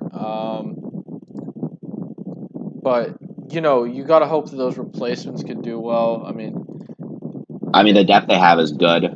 Their linebacker group is promising. They still have Calais Campbell. Obviously, he's a veteran that's gonna bring quality. Yeah, and we've seen what he could do in previous years too. His down year in 2020 was good, and he's been really impressive before. He's 35 years old. Obviously, it could be natural decline, but still, something to keep in the back of your head, just in case. Yeah, and so we'll see. I mean, but like I said, that main selling point, the Ravens' defense, Marlon Humphrey and Marcus Peters, are really great duo to have in the secondary. 100%. Their safety group too is solid. Yeah. Clark and Elliott. Yep. Yes. But the Ravens, I mean, I think no team in that division is going to live or die more by that quarterback than the Ravens will. I agree completely. Even though every team does, like the Ravens, like truly, like tried and true. Yeah, but the Ravens have the most at stake. They have the most at stake. Yeah, the most at stake with Lamar, and I'm a big Lamar fan. Lamar jokes aside, Link. Lamar is the truth. It's not funny. Well, why did you laugh at it? Because cheap mentality. But you know what? Stupid.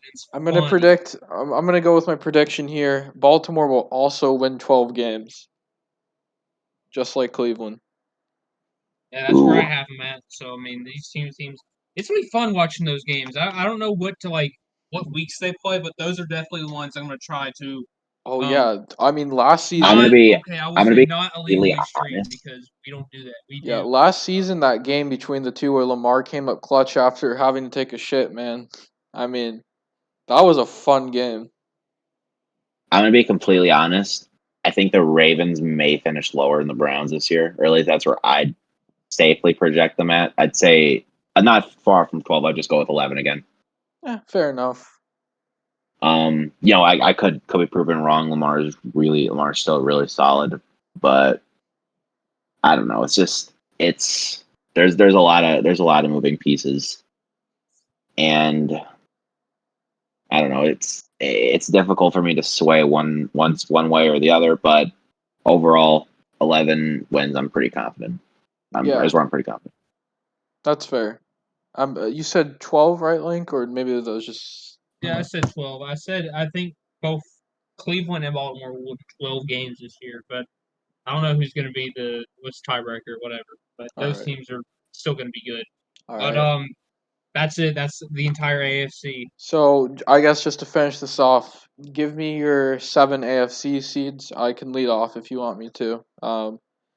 Yeah, go for it. I'll say it will be Kansas City at number 1, Buffalo at number 2, the North winner who gets the tiebreaker between Cleveland and Baltimore at number 3, Tennessee at 4, the North runner-up of Cleveland and Baltimore at 5, Chargers at 6, Dolphins at 7. Patriots could make a really good run for that spot too.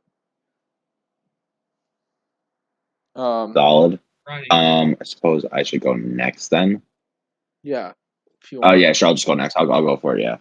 Sorry, Link, but yeah, for me, about the same. Kansas City 1, undoubtedly. Buffalo 2. For me, I go Cleveland 3. And I think Tennessee and Baltimore will be close for 4 and 5. I'll lean Baltimore right now, just because they're the safe pick and everything, and they can move up to 3 too. So I'd go Baltimore 4, Tennessee 5. I know Tennessee would be locked in ahead of Baltimore because of the wild card. Division. Yeah. Oh yes. Yeah. Okay. So then Tennessee and then Baltimore. Although Baltimore is a higher chance of jumping up to the 3 than I think Tennessee does. But I digress. Chargers 6, and yeah, I like Dolphins 7. I think there are some teams that could kind of fight with them a little bit, but overall, pretty confident there. Yeah. Like I mentioned New England I think the Raiders are like right behind too. Yeah, I mentioned New England before, but obviously Pittsburgh wouldn't be surprised if the Raiders do, just because expect the unexpected with the Raiders and. Yes. Yeah. I forgot to mention. Yeah, Steelers would probably be the team behind then, and then the Raiders. And I mean, I don't know. Every team 7, 8, 9, so on are pretty close. Yeah. How about you, Link? What's your 7 teams in? All right, so let's go ahead. Number 1 seed, Kansas City. Number 2 seed, I have Buffalo. Number 3, Baltimore. Number 4, Tennessee. Those are your division winners.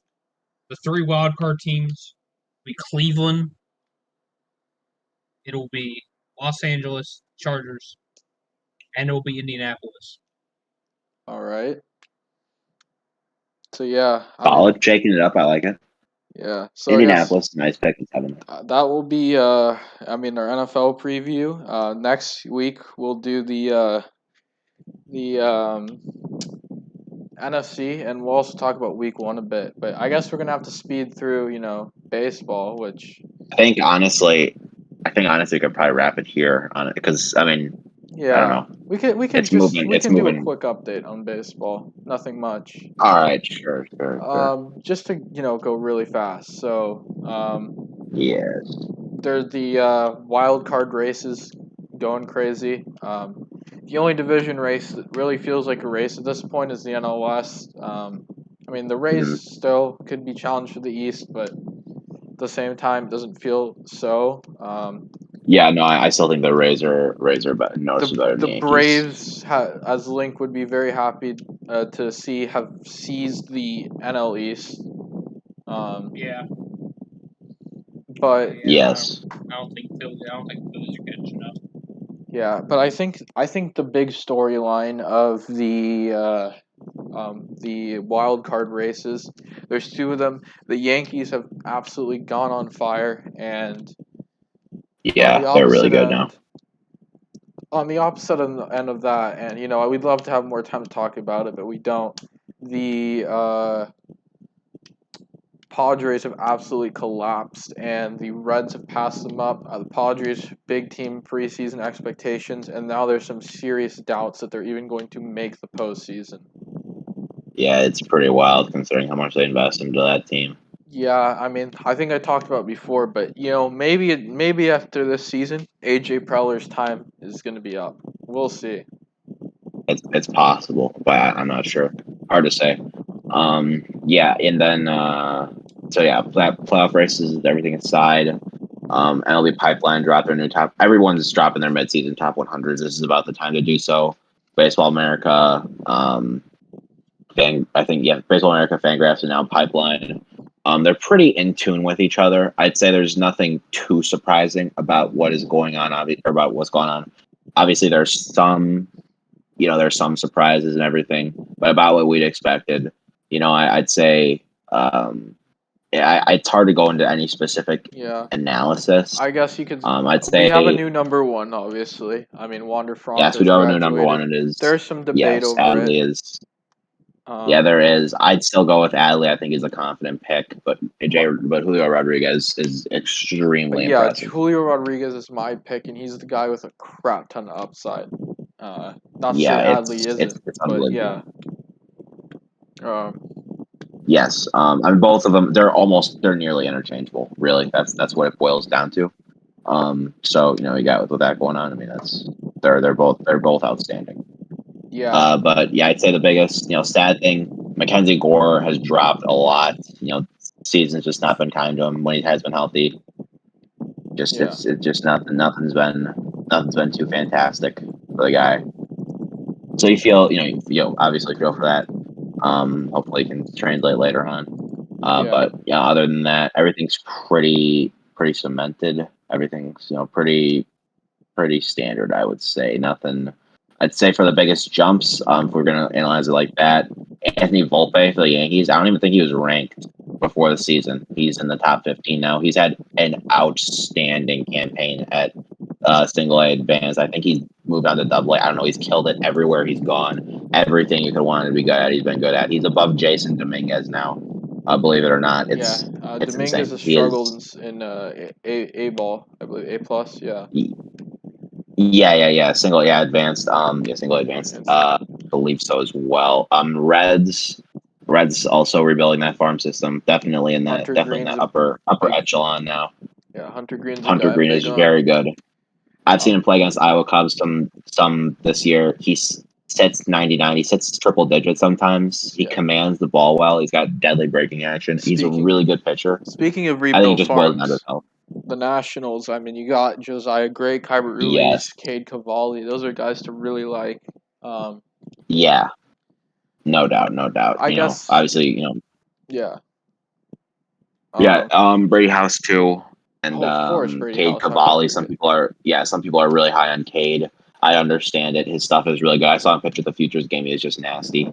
Going 100, pumping 100 fastballs. I mean, he was just his stuff's the real deal. It's just a question of how heavily can the command fit in, and if it does, you're looking at an easy top 10 prospect. Yeah. Obviously Keibert and Josiah have the pedigree as Dodgers guys. I'd say so too. Yeah, I think that's good. So, Link, do you have anything? I guess you want to say about any bonus things, or do you want to? I'll take a couple of shots and some self promotion, I guess. NASCAR, the playoffs are among us. I know you're happy about it, Salt, even though you don't really care about NASCAR, but you do care about the people in California. Tyler Reddick got the final spot. It was close. It was very close. Came down to the final lap. But he managed to sneak his way in. Playoffs start next week at Richmond. Darlington. I forget what track we're going to first. But other than that, catch the latest episode of, we're recording on Tuesday, the next episode of the Fifth Down College Football Podcast, a full 2021 preview covering as many teams as we possibly can within a reasonable time span. Other than that, nothing else. All right, yeah. Just quickly, soccer. Yeah, probably we're having the biggest news of the transfer window. Two of them. Kylian Mbappe is looking to get a move to Real Madrid. As a Madrid fan, I'm happy. And the biggest, news lately, Cristiano Ronaldo is back at Manchester United on the Formula One side. Races tomorrow. Oh my God, I need to go to bed as soon after we finish recording so I could get up early enough to watch it. You know, like always, it's been a joy to record with you guys, and I thank the people who listen to this. This is a bit of a longer episode than we anticipated, and even though I'm saying it on air, I apologize for keeping you up late to do this, but For sticking with us if you made it this far. Yeah, I guess it's I guess because you're up this late, it's a big time to just say, even though I dragged you here, dude, I appreciate you guys that record with me, and I can't have this without you, so thank you so much. Yes, likewise. This has just been a ton of fun recording with these guys, talking sports. Tell the people the scheduling change. So yeah, we're gonna start recording like every week now because the football season. We want to keep up with it. So obviously there's going to be a lot of very football dedicated episodes. So expect to see ones like this that are very football focused a lot of the time, and we'll give it baseball its due credence during when it needs it. We'll give hockey and basketball its due credence when it's back. But yeah, thank you so much, guys. This is a joy to record. So, yeah, see ya.